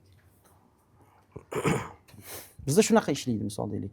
Xohlagancha pul olib bo'lmaydi. Misol deylik, ma'lum bir moliyachi bilan maslahat qilinadi, qancha olish mumkin, oyma-oy, misol deylik, ma'lum bir davrga ularni ko'rsatmasi bilan. Boshqacha pul olib bo'lmaydi. Aytaylik, milliard bo'lsa ham 100 ni olsangiz bo'ladi desa, faqat 100 ga ishlaha qilasiz. O'sha dividendlarni ko'rsatib beradi. Misol deylik, oyma-oy misol deylik foyda va zarar отчетlarni beradi. Qancha olish mumkin dividend ko'rsatib beradi. Bo'ldi. Zo'r. Sizlarda shunaqa keys bo'lganmi? Tadbirkor moliyachi tufayli emas, buxgalter tufayli pand yegani? Sizda hech bo'lmaganmi? Yani juda ko'p tadbirkorlar bilan ishlagansiz. Bo'ladi. Misol deylik, soliqlarni vaqtiga to'lamasligidan yoki soliqdan keladigan xabarlar bo'ladi-yu, ularni o'qimasligidan, shuning uchun tekshiruvlar kelishi yoki ko'proq xato qilgan evaziga ko'proq soliq to'lab qo'yib, keyin qaytadan ola olmaslik, ularga ham pul kerak-ku, misol deylik, pulni keyin qaytib ola olmaslik holatlari, oldindan to'lab qo'ygan evaziga. Keyin minus qilib ketamiz degan ma'noda narsalar bo'lishi, buxgalterning xatolari bilan shunaqa holatlar bo'ladi. O'zi nima deb o'ylaysiz? Yoki buxgalterning miyasida qanaqadir ekonom qilay degan narsa yo'qda, aytildimi to'lashimiz kerak degan narsa bor. Shunaqa buxgalterlar ko'p shunaqa masalada nima qilib qoladi, minus berib qoladi. Chunki buxgalterning vazifasi deb o'ylashadi, aytilgan ishni vaqtida qilib qo'ysam bo'ldi deydi. U qanchalik to'g'ri noto'g'riligi ikkinchi masala. Keyin u qanchalik tejab qolinyapti yokida men tadbirkorga qancha foyda olib kelyapman, bu uchinchi masala deb qarashadi-da. Shunday. O'sha hisobotni o'z vaqtida bergani uni bundoq galchkasiga sabab bo'ladi-da. Lekin bu hisobotning to'g'riligi X bo'lib turadi. summa ko'p yoki kam to'langanligi x bo'lib turadi. O'z vaqtida bo'lgani muhim bo'lib qoladi. Siz ayta olasizmi, misol deylik, mana bizni kuzatayotganlarga foydali bo'lardida. Mana buxgalterlarni ishlatyapti hozir. Buxgalterni to'g'ri ishlayapti yoki noto'g'ri ishlayapti. Qaysi kriteriyalar asosida siz aytingda, masalan, mana shunaqa kriteriyalar mana sanab bering. 1 2 3 4 5 6 narsaga qarasangiz, buxgalter to'g'ri yoki noto'g'ri ishlayotganini bilsa bo'ladi. Xo'p, endi Ibrohim aka, bu yerda buxgalterlarni o'zi darajalari bo'ladi. Xuddi tadbirkorlarning darajaga bo'lib berganingizdek, buxgalterlarning ham darajasi bor-da. Operatsion buxgalterlar bor. Etilgan ishni o'z vaqtida bajara oladigan buxgalterlar, bosh buxgalterlar bor. Analitika qiladi. Buni mumkin, bu mumkin emas. To'xtab tur, mana buni ushlab tur, mana buni qo'yib yubor deb analitika qilib beradiganlar bo'ladi. Keyingi darajadagi o'sha soliq maslahatchilari, auditorlarga chiqib ketishadi. Keling, bunday qilamiz. Mana siz hozir 3 ga bo'ldingiz-ku уровеньni. Siz bizni jaydari tadbirkorimiz. Hozirda ko'chadagi ishlatayotgan outsourcedagi buxgalterlar, misol deylik, buxgalterlarni hozir ishlatyapti. U qaysi уровеньdagi, uni siz aytasiz. Ana o'sha buxgalterni, misol deylik, bo'ldi, buxgalteriyani kimdir yurityapti. U to'g'ri yurityaptimi, noto'g'ri yurityaptimi, hisobotni beryaptimi, biznes egasida tadbirkorlar bilmaydi ham. Shu soliqdan deb hech kim telefon qilmayapti-ku, tinch ketyapmiz deydi-da. Keyin bir pachka to'planib, keyin bitta paq portlashi mumkin. O'sha paq portlaydigan joygacha ketmasdan hozirdan misol deylik, o'sha outsourcedagi yoki aytaylik buxgalterini qaysi parametrlar bo'yicha tekshirsin va hozirgi ko'pchilik ishlatayotgan buxgalter qaysi уровеньga kiradi? Auditor bo'lmasa kerak u. Shunaqa. Ha, operator bo'lsa kerak. Birinchisi operatsion buxgalter. Bosh buxgalterlar ham ko'pi o'zi operatsion buxgalter. Chunki hamma bosh buxgalterman deb hisoblagani bilan baribir operatsiyonkada yuribdi-da, u operatsion buxgalter bo'lib qoladi baribir. Tushunarli. Hop, qanday kriteriyalar bo'yicha tekshiramiz? Biza tavsiya bergan bo'lardik, tadbirkor buxgalteriga o'zini sohasi bo'yicha savol berish kerak. Ya'ni bizani sohamiz aytaylik qurilish. Qurilishda bizada nimalar buxgalteriyada qanaqa imtiyozlarimiz bor soliq tomonlama? Biz nimalarga ahamiyat berishimiz kerak? Ya'ni sen aytginki, men nima qilmay seni nima olovga tashlab yubormasligim uchun yoki sen nima qilyapsan, men olovga tashlab yubormasligim uchun deb savol berish kerak. O'shanda keyin buxgalter aytishi mumkin. Biza mana bu qurilishga ishlatayotgan, faktiskiy ishlatayotgan narsalaringizni dokumentini ko'rmadik hali shu paytgacha. Ularni prihodini qilib bering. Siz mana santexnika ishlatyapsiz, santexnik materiallari kelmadi hali bizaga. Umuman santexnik degan lavozim yo'q bizning tashkilotimizda. Bitta santexnik qabul qilib qo'yishimiz kerak. Keyin bizada smetalarimiz bo'yicha ketyaptimi, yo'qmi? Form 2 degan hisobotlar bor. O'sha smetasiga to'g'ri kelyaptimi bizning uchotimiz? Smetani ko'raylik. Buxgalteriyani ko'raylik. Bundoq solishtirib bersak, men sizga aytib beraman. Yoki sizda mana bunaqa imtiyozlaringiz bor degan narsani qo'ysa bo'ladi. Imtiyozli masalasida ham shu narsani qo'ysa bo'ladi. Buxgalterlar imtiyozlarni to'g'ri bilyaptimi o'zi? Foydalanyaptimi o'zi degan narsani ham. Ya'ni o'sha sohadagi imtiyozlar. O'zini sohasidagi imtiyozlar. Har bir sohada o'ziga yarasha imtiyozlar bor. Albatta. Shuni demak, bunday qilaylik. Demak, birinchi kriteriy bu imtiyozlar. Shunaqa desak, imtiyozlarni so'rash mumkin. Xo'p, bizda bizning faoliyatimiz bo'yicha qanday imtiyozlar bor? Zo'r. Biz bu imtiyozni olishimiz uchun nima qilishimiz kerak? Buxgalter shu sohaga qiziqib, kovlab, imtiyozlarni topib, korxonaga qo'llash kerak. Birinchi kriteriy, всё. Imtiyozlar. Imtiyozni bilmaydi. Hech qanaqa imtiyoz yo'q, deyapti. Bo'ldi. Demak, unga qiziqmas. Unga qiziqmas. Unga qiziq bilmaydi. Bilmaydi yoki unga qiziqmas. Kovlamagan. Dalshi, ikkinchi kriteriyasi, nimalarga men ahamiyat berishim kerak? Ertaga men soliq oldida yonib qolmasligim, soliqchi kelganda men yonib qolmasligim uchun nimalarga ahamiyat berishim kerak? Xo'p. Nimalar qilmay degan savolni berish kerak. Nimalar qilmay? Nimalar qilmay men senga. Endi baribir aytganingizdek, chorniy belli buxgalteriya bo'lib turibdi, yashirin iqtisodiyot borligi uchun buxgalterlar men narsalarni qilib qo'ymayin degan strixovkasini berib qo'yish kerak bo'ladi. Masalan, nimalarni? Ertaga mana aytaylik, magazin, savdo sotiq bilan shug'ullanadigan tashkilot optim sotadi, chakana sotadi, distributsiya qiladi. Shunaqa tashkilotlar bilan chakana savdoda chek bermaslik masalasi bor. O'sha narsani buxgalter aytib qo'yish kerak. Baraka topkur, chek bersang, soliq to'laysan to'g'ri, lekin chek bermasang jarima to'laysan. Chek bergin deb qo'yish kerak. Yoki distributsiya bilan shug'ullanayotgan bo'lsa, aytishi mumkin. Biza distributsiyaga biza B firmaga sotayotgan bo'lsak, mahsulotni, bu mahsulot bizaga boshqa A firmadan kelgan bo'lishi kerak avval. Odatda o'zi mahsulot kelgan bo'ladi, hujjati kelmagan bo'ladi. Rahbar aytadi, falon firmaga men mahsulot uchun shot faktura yozib yuboringlar desa, buxgalter yozib yuboradi. Shot fakturasini ertaga keyin tekshiruv chiqadi. Siz o'zi prihodingizda yo'q narsani sotyapsiz-ku deydi. Qayerdan olgansiz bu narsani deydi. Tadbirkor uni naqdga olgan bo'ladi yo persisteniyaga olgan bo'lsa ham hali hujjati kelmagan bo'ladi. Mana shunaqa nyuanslarni buxgalter aytib turishi kerak. Yo'q ishlab chiqarish bo'ladigan bo'lsa, xomashyolarningizni nima spetsifikatsiyamizga to'g'ri kelmayapti xomashyolarni ro'yxati, sifati.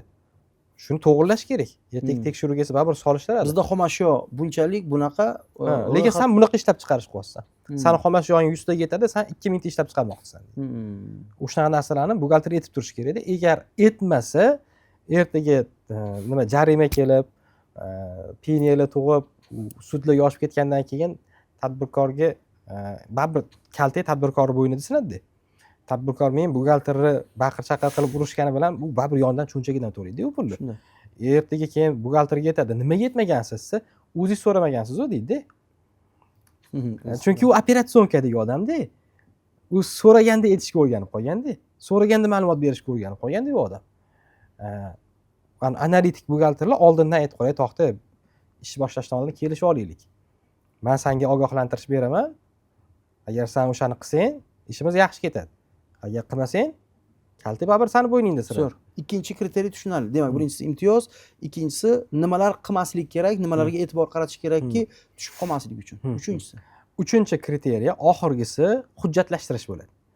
Har bitta qilingan ishni hech bo'lmasa yarim varroq qog'ozga qilindi deb yozib ikki tarafga imzosi bo'lishi kerak deb qaraymiz-da.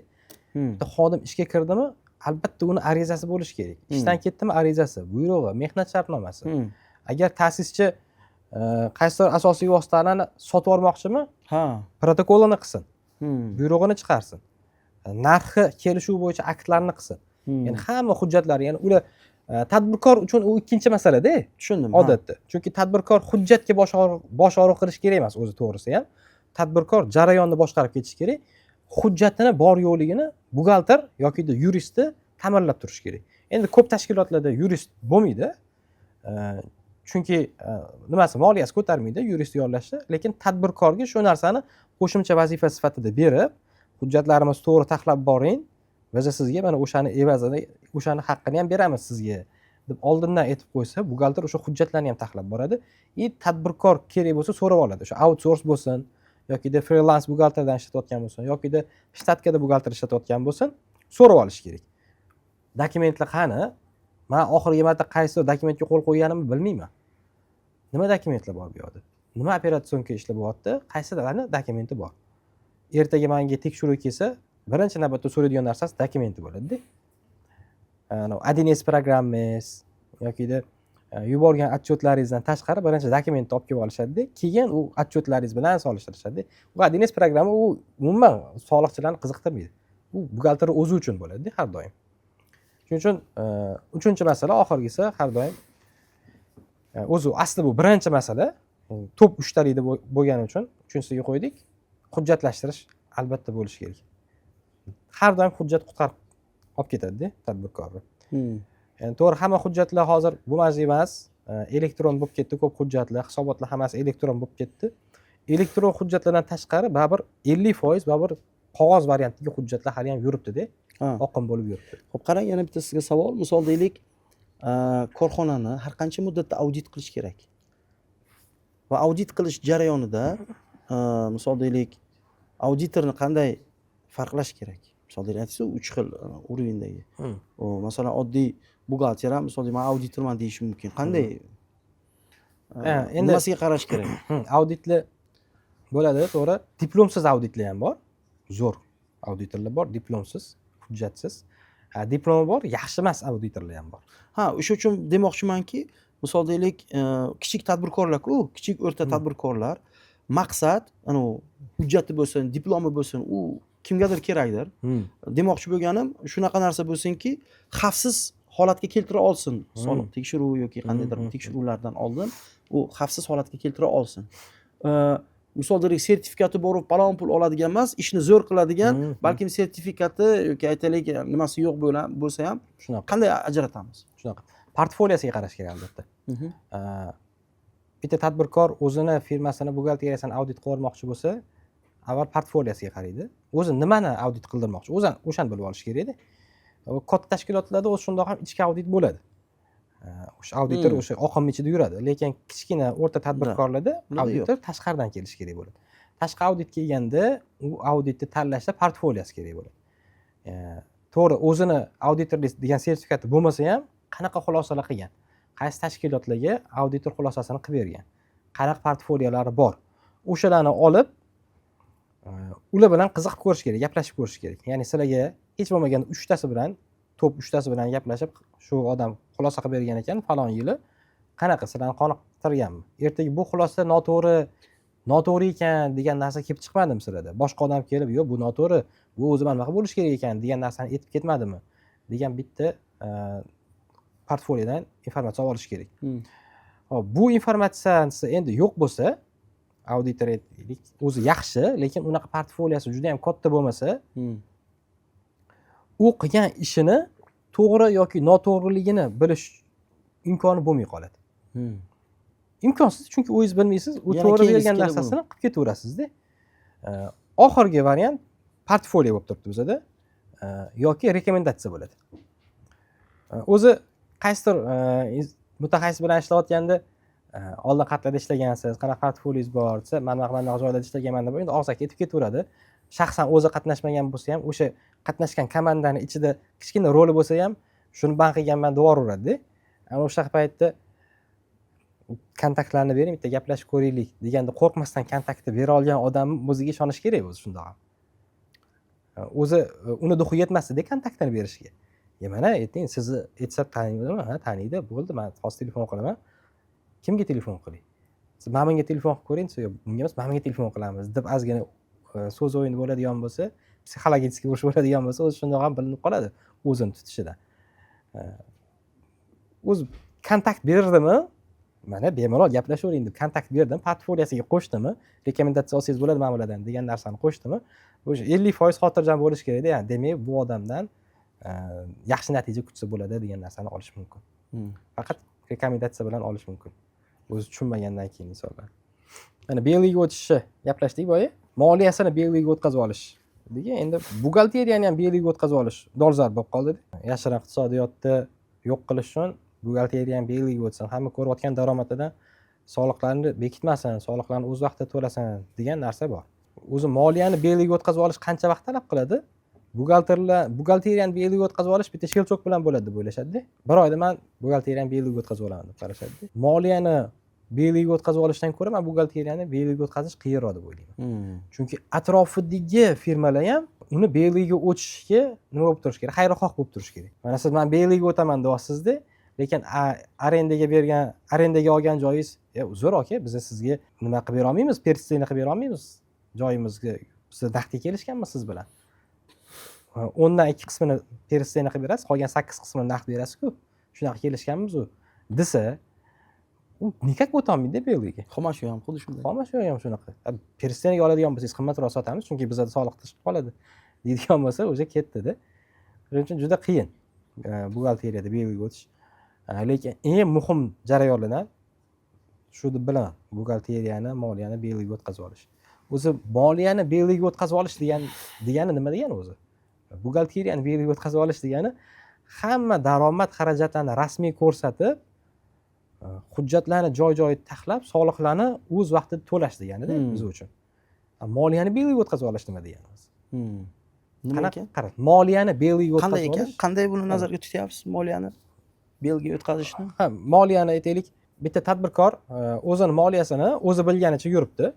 O'zi hisob-kitob qilib yuribdi-da. Endi bitta moliyachi oldi. Moliyachiga hamma fishkasini ochish kerak endi u. Ya'ni xodimlariga ochmagan, kontragentlariga ochmagan narsalarni nimasiga ochib beradi? Moliyachisiga ochib beradi. Mana shu jarayonda endi moliyachi shaffoflashtirish kerak bo'ladi. Hamma narsani bundoq oyna qilib qo'yib berish kerak bo'ladi oldiga, to'g'rimi? Ya'ni tadbirkor o'zi ko'rmayotgan narsadan. Mana shu jarayonni qanaqa ketadi o'zi tadbirkorlarda? Qanaqa og'riqli bo'ladi? Shunda siz buni belgi deyapsiz, moliyani. Ha. Buni qanday belgi bo'lyapti? Baribir moliyasini faqat o'zi bilyapti-ku. Ha, yo'q, moliyani o'zi bilyapti, to'g'ri. Endi men so'zda bu o'zingizning terminingizmi bu? Terminini gapirayotgan bo'lishim mumkin. Ha, men hayron qoldim. Moliyani belgi deganingizda nimani nazarga tutyapsiz? Ya'ni og'riqli bo'ladi. Siz nechta pul topayotganingizda o'zingizdan boshqa odamga ochib berishingiz. Bu bilasizmi? o'sha bu tayyor bo'lish kerak degan joy bor edi-yu. Salgina oldinroq gaplashdik-ku. Ya'ni biznes egasi shu zararlarni ko'rgandan keyin noto'g'ri qarorlar, noto'g'ri xarajatlarga, noto'g'ri minuslarga olib kirgandan keyin lutchi deydi shuncha pulni yo'qotgandan ko'ra qandaydir bir ishonchli bir moliyachini topsamda u hech bir o'g'rilik qila olmasa, pullarga dostуп bo'lmasa, xavfsiz holatga kelsa-yu, moliyamni bilsa bilsin, faqat bitta tomoni sirlarni misol deylik oshkor qilmasin, mani ichki nimalarimni. Chunki ikkita pallani qo'yib qo'yadi-da. Bitta tarafda yo'qotayotgan zararlari, ya'ni xavflar, zararlar, yo'qotayotgan pullari, minusga kirayotgan joylari, ikkinchi tomondan shu sirlarni kimdir biladi. Ikkalasi taroziga qo'ysa agar, buncha narsani yo'qotgandan ko'ra lutchi aniq bilaman men nima qanday holatda bo'ladi, lekin zato biladi. Tarozini bu tarafi bosiladi. Shunga keladi. Bitta narsaga rozi bo'lib, ikkinchi narsadan voz kechadi baribir. Chunki iloji yo'q-da, yo hech kimga bermaysiz, o'zingiz yuritasiz, chala-chulpa qilib turib, minusga tiqaverasiz, prognozingiz yo'q va hokazo holatga kelasiz. Yo'q, bu bosh og'rig'idan qutulmoqchiman, lekin ikkinchi pallasi bor, kimdir biladi bu narsani. Professional egasi biladi. Bu risklarni minimal qilgan holda, hech sirlar tashqariga chiqmagan holda, ishonchlilikni tekshirgan holda topshirasiz-da, zato mana bu minuslarga tiqmaydi-da sizni, moliyangizni biladi-da. Lekin mana bunaqa holatlarni oldini olgan bo'lasiz. Ishonish kerak ekan deyman. Bunga keladi tadbirkor. Ya'ni urilib, tepilib, yiqilib, yo'qotib normal pullarni keyin keladi. Lutchi deydi, bilgani yaxshi, zato men buncha minusga kirgan degan nuqtaga keladi. Bunga pishib keladi tadbirkor. Hamma fishkalarni ochishib, rozi bo'lish kerak ekanda. O'sha pishib keladi. Boshqa iloji yo'qligini biladi. Xuddiki bilasizmi, qarindoshlarni ishga oladigan odamlar bor-ku. Ishni boshida faqat ishonchli odam bo'lish kerak deydi-da, qarindoshini, jiyanini, maktabdoshini, sinfdoshini ishga oladi. Keyin shunday nuqta keladiki, yaqin bo'lmagan begonalar bilan ishlash выгодный ekanligiga keladi. Nimaga desangiz agar, qarindoshi moliyani bilmaydi, begona moliyani biladi. Qarindoshi marketingni bilmaydi, begona marketingni biladi. Qarindoshi do'sti boshqarishni bilmaydi, begona boshqarishni biladi. Mana shu joyda ishonchli lekin bilmaydigan odamdan zarar, ishonchli emas lekin professionaldan keladigan foyda bilan taroziga solganda perexod bo'ladi. Korxona kengaytirmoqchisiz, kattalashtirmoqchisiz, hamma ishni qarindoshlar bilan faqat ishonch asosida qurib bo'lmaydi. Ishni mutaxassis ham bo'lish kerak. Qarindoshda esa na qiziqish bor, na intilish bor, na o'zida ishlash bor. Bo'ldi, majbur mana shu joygacha keladi, keyin qarindosh bilan shu yerda xayrlashishga olib keladigan nuqtasi keladi. Umuman begona odam, umuman tanimaydigan odam, lekin o'z ishini mutaxassisi, egasi, professionali unga ishni topshirishga to'g'ri keladi. Ana o'sha nuqtadan keyin korxona o'sishni boshlaydi. U riski ham bor. Deysiz, to'g'rimi? Risk hamma joyda bor. Biznes risksiz bo'lmaydi. Ma'lumotlarni tashqariga chiqib ketmasligi. Men sizga aytsam, qarindoshlar bilan ham bor bu risk. Buni riski undan ham battar. Misol deylik, qarindoshlar bilan o'g'irlik qilish qarindoshdan ham bor. Ko'p tadbirkorlarning qarindoshi ham o'g'irlik qiladi. Ko'p tadbirkorlarni qarindoshi ham o'zi konkurent bo'lib, alohida do'kon ochib, xuddi shu faoliyatni yuritadi. Aka-ukalar bir-biriga dushman bo'ladi. Qarindoshlar, do'stlar bir-biriga dushman bo'ladi. Ko'p bunaqa narsalar ko'ryapmiz. Orqasidan qarindosh pichoq suqyapti-da ishiga. Lutchi begona bu ishni qilgani buncha og'riqli bo'lmasdi. To'g'ri. O'zi xodimlar masalasiga keldik. Xodimlarni arzon xodim ishlatib ko'proq tejab qolgan yaxshiroqmi yo qimmat xodim ishlatib yaxshi savol. Kamroq foyda ishlagan. Arzon ishchi, qimmat ishchi. O'zi asli u qimmatchi o'zi. Asli u qimmat ishchi. Arzon tuyuladi, lekin u qimmat. Qimmat ishchi. Chunki shunday ishchilar bor. Siz arzon kam pul to'laysiz. 3 million pul to'laysiz, lekin norozisiz. To'layotgan pulingizga. Shunda bor, masalan, 2000 dollar pul to'laysiz, ketaman desa agar, to'xta, 2,5 ming berishga roziman deysiz. Ya'ni to'layotgan pulingizga rozi bo'lib to'laysiz. Chunki arzon ishchi, qimmat ishchi. U qilayotgan ishida, masalan, ishchini nimaga ishga olamiz? Bir muammomiz bor. O'sha muammoni hal qilish kerak. O'zimizni vaqtimizni, fokusimizni ajratmoqchi emasmiz. Kimnidir olib shu muammoni hal qilishga qo'ymoqchimiz. Lekin uni u yerga qo'yganimizdan keyin arzon ishchi, qimmat ishchi degani u bitta muammoni ikkitaga tug'ib beradi. Misol deylik, ta'minotga qo'ydingizda, yo qimmat olib keladi, yo brak olib keladi, yo sifatsiz olib keladi, yo shartlarni to'g'ri qilmasdan olib keladi, yo vaqtida olib kelmaydi. Nimadir problema chiqaradi. Baribir o'zingiz yugurib Yo yurasiz. o'zim yugurganim yaxshi deysiz, yo professional odamni qo'yganim yaxshi deysizda, shu tomondan muammo bo'lmaydi, hal bo'ladi shu masala. Shuning uchun shunaqa narsa. O'zi qimmat xodim olganda u xodim sizdan aqlliroq bo'lsa ham rozi bo'lish kerakmi bu narsaga yokida sizdan aqlli odamni ishlatgan noto'g'rimi? Xo'p, endi qarangda. Misol deylik, xodimni oldingizda yana o'zingiz aql o'rgatasiz. Unda qarorni kim qabul qilyapti desangiz agar, siz oldingizda misol deylik savdo jarayonida odamni, siz unga har bitta jarayonni o'zingiz o'rgatyapsiz. Yana o'zingiz ish qilyapsiz-da, nima kerak sizga? Siz odamni olyapsiz, sizdan ko'ra aqlliroq bo'lish kerakki, sizdan ko'ra yaxshi bajarsin o'sha ishni. Siz o'sha sohani bir 30% ga tushunsangiz, o'sha ishchini, o'sha mutaxassisni qilayotgan ishi to'g'ri noto'g'riligini tushunishingiz uchun. Siz hamma ishini mutaxassisdan ko'ra yaxshiroq biladigan bo'lsangiz, siz demak ishxonangizda ham zo'r sotuvchi, ham zo'r ta'minotchi, ham zo'r marketolog, siz supergiroy ekansiz. Maqsad nima desangiz, siz supergiroy bo'lishingiz emas, siz supergiroylar komandasiga ega bo'lishingiz, ularni qo'li bilan ishlarni qilish. Endi o'zingiz tayyorladingiz ham deylik, o'sha xodimlarni o'qitib, malaka oshirtirib, qayerlargadir treninglarga yuborib tayyorladingiz, endi u xodim ketib qoldi. Xo'p.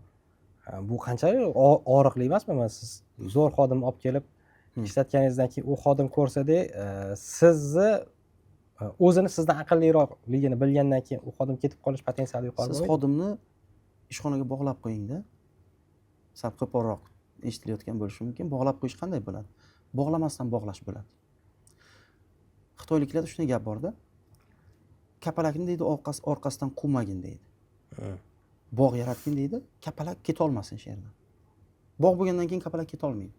Siz xodimlaringiz uchun bog' yaratishingiz kerakki, sizni ishxonangizni tashlab ketish qiyin bo'lsin. Qanaqa qilib amalga oshirish mumkin? Yani misol qilib aytsangiz zo'r tushunarli bo'lardi. Xo'p, o'zi kapalak misoli yaxshi misol ekan. Ha? Ya'ni kapalakni yashashi uchun, tirikchilik qilishi uchun hamma sharoitlar bor bu bog'da. Bu degani ishchini sizni ishxonangizda uzoq muddat qolib ketishi uchun sharoitlar bo'lishi kerak. Masalan, nima bu sharoitlar desa, bir nechta narsalar bor. Birinchi, bu korxonani missiyasi yoki oliy maqsadi bo'lishi kerak. Sababi har bir ishchini, har bir odamni tabiatida qandaydir bir ideologiya bilan ishlashga moyilligi bor. Missiya bo'lishi kerak o'sha uchun. Bu birinchi narsa. Missiya bilan birgalikda qadriyatlar bo'lishi kerak korxonada. Ya'ni qandaydir bir korxonani korporativ madaniyatini shakllantiradigan, ichki muhitini shakllantiradigan qadriyatlar bo'lishi kerak. Bu muhitni shakllanishiga yordam beradi. Biz aytdik-ku, o'sha bog' muhiti bo'lsin, kapalakni ushlash uchun. O'sha muhitni saqlab qolish uchun kerak. Chunki o'ziga komfortni bo'lgan, o'ziga yoqadigan muhitda kapalak keladi. Axlatxona qilsa agar qochib ketadi u kapalak bu yerdan. O'sha uchun birinchi muhitni paydo qilamiz. Bu birinchi narsa. Ikkinchi narsa, muhitni paydo qilishingiz bilan birgalikda, ya'ni bu yerda nima bor? Maqsad bor oliy. O'shanga qarab intilayotgan. Shu bilan birgalikda muhit bor. Ya'ni komandani o'rtasida munosabatlar, misol deylik.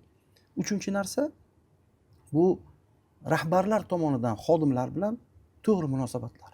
Ko'p xodimlarning ketishi rahbarlarni ularga qilingan nima deydi, beodoblik so'zlarni ishlatishi, shaxsiyatiga tegish kabi narsalar ishchilarni g'ururiga, shaxsiyatiga, nafsoniyatiga tegadi. Ketadi buning evaziga. O'sha uchun muomala madaniyatini to'g'ri qo'yish kerak rahbarlar xodimlarga nisbatan. Uchinchi narsa, bu korxonada misol deylik ish haqqi. Bu motivatsiya sistemasi deylik. Bu moddiy nomoddiy, mukofot jazo, individual jamoaviy motivatsiya sistemalari, bonusi, KPI va hokazolar, ya'ni bu imkoniyatlar.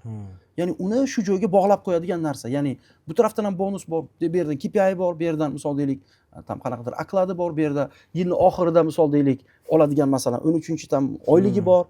Bu ishxonada ishchini uzoqroq ushlab qolishga ta'sir qiladigan narsalardan yana bittasi. Keyingi narsa, ishxonaga uni bog'lab qo'yadigan narsa o'sish. Eniga, ya'ni eniga va bo'yiga o'sish mexanizmini joriy qilinishi.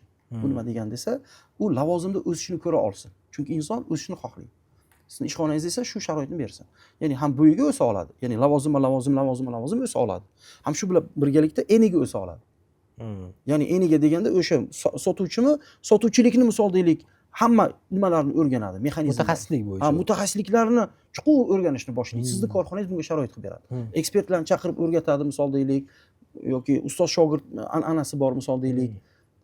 Tushundingizmi? Keyingi narsa bu korxonaning ichida muhit yaratilish. Masalan, Google kompaniyasini qarasak, hamma sharoit qilib bergan.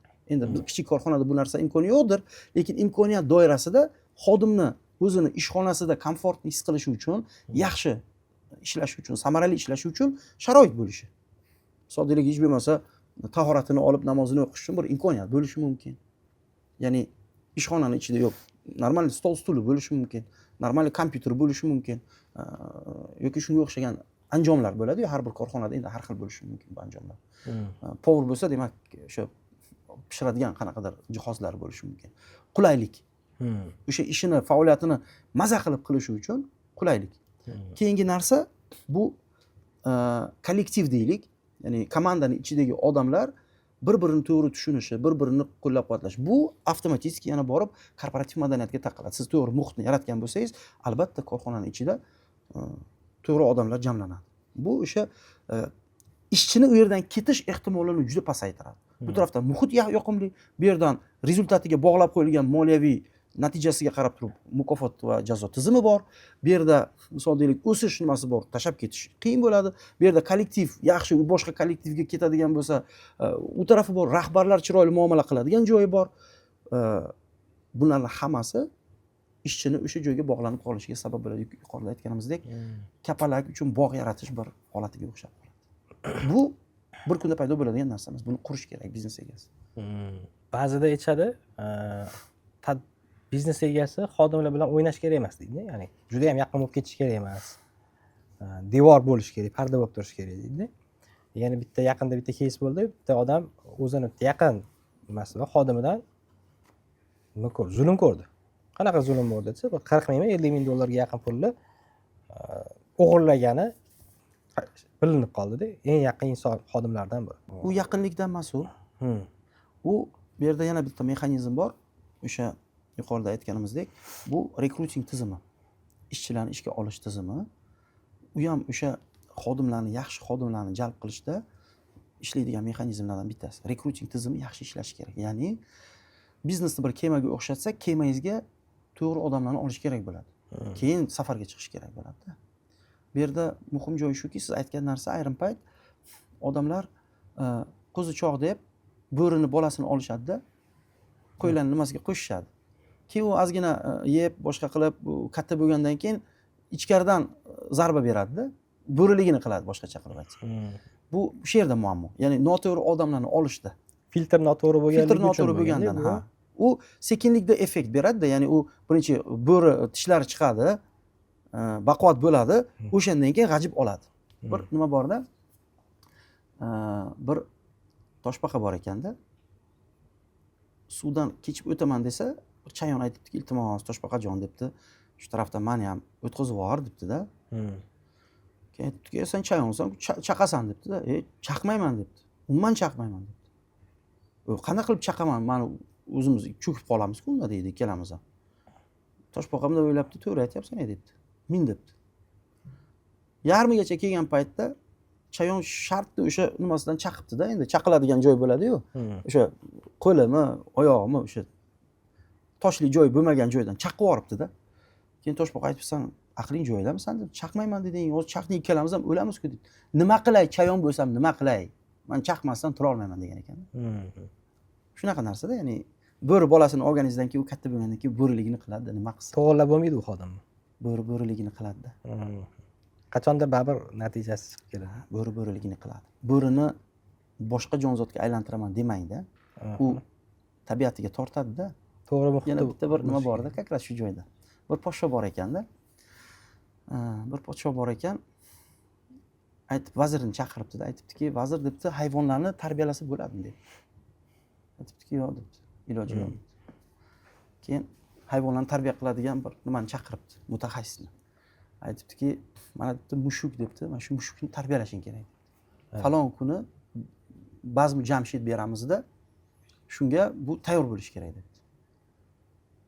Keyin vazifani olibdida borib mushukni tayyorlash boshlanibdi xullas. Endi vazir juda dono odam ekan, juda aqlli odam ekanda. Endi u yo'q deganda u ma'lum bir narsalarni yo'q degan ekanda. Xullas o'sha kun kelibdi. Bazmu jamshid boshlanibdi-da, poshoni bitta buyrug'i bilan mushuk qo'lida padnisni ko'tarib mehmonlarga narsa tarqatayotgan ekanda. Shu darajada tarbiyalayapti-da. Ikkita oyoqqa turib padnis bilan narsa tarqatayotgan ekan mushuk. Endi podsho vazirga imo qilib bo'lmaydi degandek, mana ko'r qilib bo'lar ekan-ku deb turib, ko'z bilan imo qilibdi-da vaziriga. Vazir ham dono ekan, sekin cho'ponidan sichqonchani shunday chiqaribdi-da. Bazmu jamshid bo'layotgan joyda shunday sichqonchani qo'yib yuboribdi. Mushuk sichqonni ko'rib turib, padnisni uloqtirib, sichqonni orqasidan quvibdi-da. Tabiatiga tortadi-da, asliyatiga tortadi.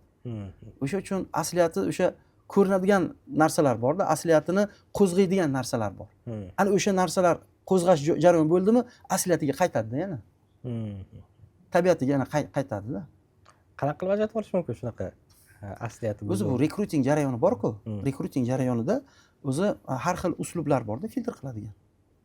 Misol deylik, case intervyular bor, proaktiv savollar bor. Misol deylik, anketalar orqali testlar bor, misol deylik. Shu orqali uni shaxsiyatini bilsa bo'ladi. O'zi misol deylik, professional tomonlarini bilish mumkin. Shu bilan birgalikda uni shaxsiy nimalarni ham bilsa bo'ladi. Shaxsiyatini ham bilsa bo'ladi. Nimani bilmoqchisiz? Qaysi? Masalan, halolligini bilmoqchisiz, jamoaviy ishlashini bilmoqchisiz, misol deylik, xiyonatini bilmoqchisiz, o'g'irligini bilmoqchisiz, misol deylik. Shunga qarab turib, ma'lum bir keyslar bor. Keysni tashiysiz o'rtaga. U keyslarga javob berishga harakat qiladi. O'zi bilmay qoladi, qanday qilib o'zini ichki olamini ochib qo'yganini, masalan. Bekitayotgan narsasi ham ochilib qoladi. Bekinayotgan narsa ham ochiladi. O'zi boshqacha narsa deydi, lekin shu keyslar orqali u chiqadi. Iloji yo'q, uni yashirib bo'lmaydi. Endi boyaganda aytdingiz, xodimlarga yaxshi muhit qilib berish kerak. Rahbar xodimni qadrlashini bilish kerak rahbar. Deganda nima qildingiz? Ya'ni xodim his qilib turish kerak, shu rahbarim bizani boshlig'imiz bizani qadrlaydi. Shunday. Biz unga kerakligimizni his qilamiz degan narsa bo'lishi kerak. Yana bitta men narsa aytdim, o'rtada devor bo'lishi kerak deb aytdi bitta tadbirkor bizga. Xodimlar bilan o'ynash kerak emas. Endi bilasizmi? Odamlar, tadbirkorlar o'zini tajribasidan kelib chiqadi-da. Tajribasidan. Misol deylik, gaykani tish bilan ochgan tadbirkor ham bor-ku. U ham tajriba-ku endi. Gayka ochilgan, tish ketgan. Bu ishlaydi deb o'ylaydi-da. Keyin uni tavsiya qiladi. Mana deydi. Men kerak bo'lsa hammanga o'rgatib qo'yaman deydiganlar bor-da. Trening deydi, nima trening? Keyin men o'zim senga o'rgatib qo'yaman deydi. O'zi tish bilan gayka ochib yuribdi 20 yildan beri. Shuni o'rgatadi.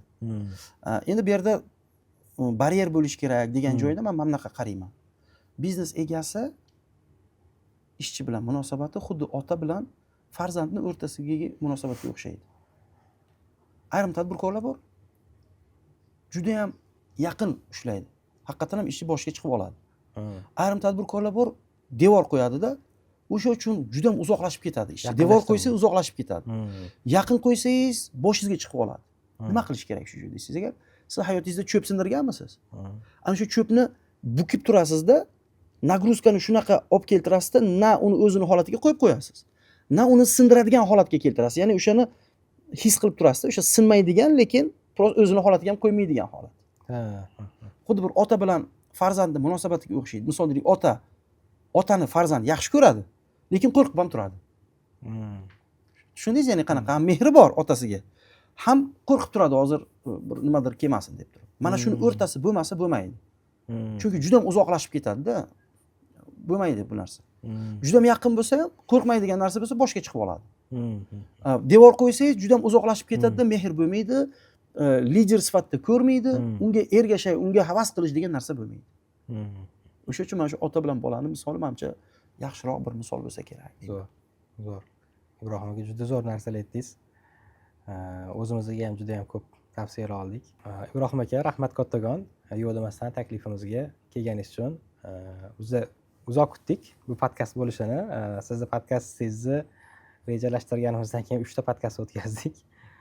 Juda ham foydali ma'lumotlar bo'ldi. Kattakon rahmat. Bizning auditoriyaga ham, tadbirkorlarga ham, buxgalterlarga ham yaxshi tavsiyalar berdingiz.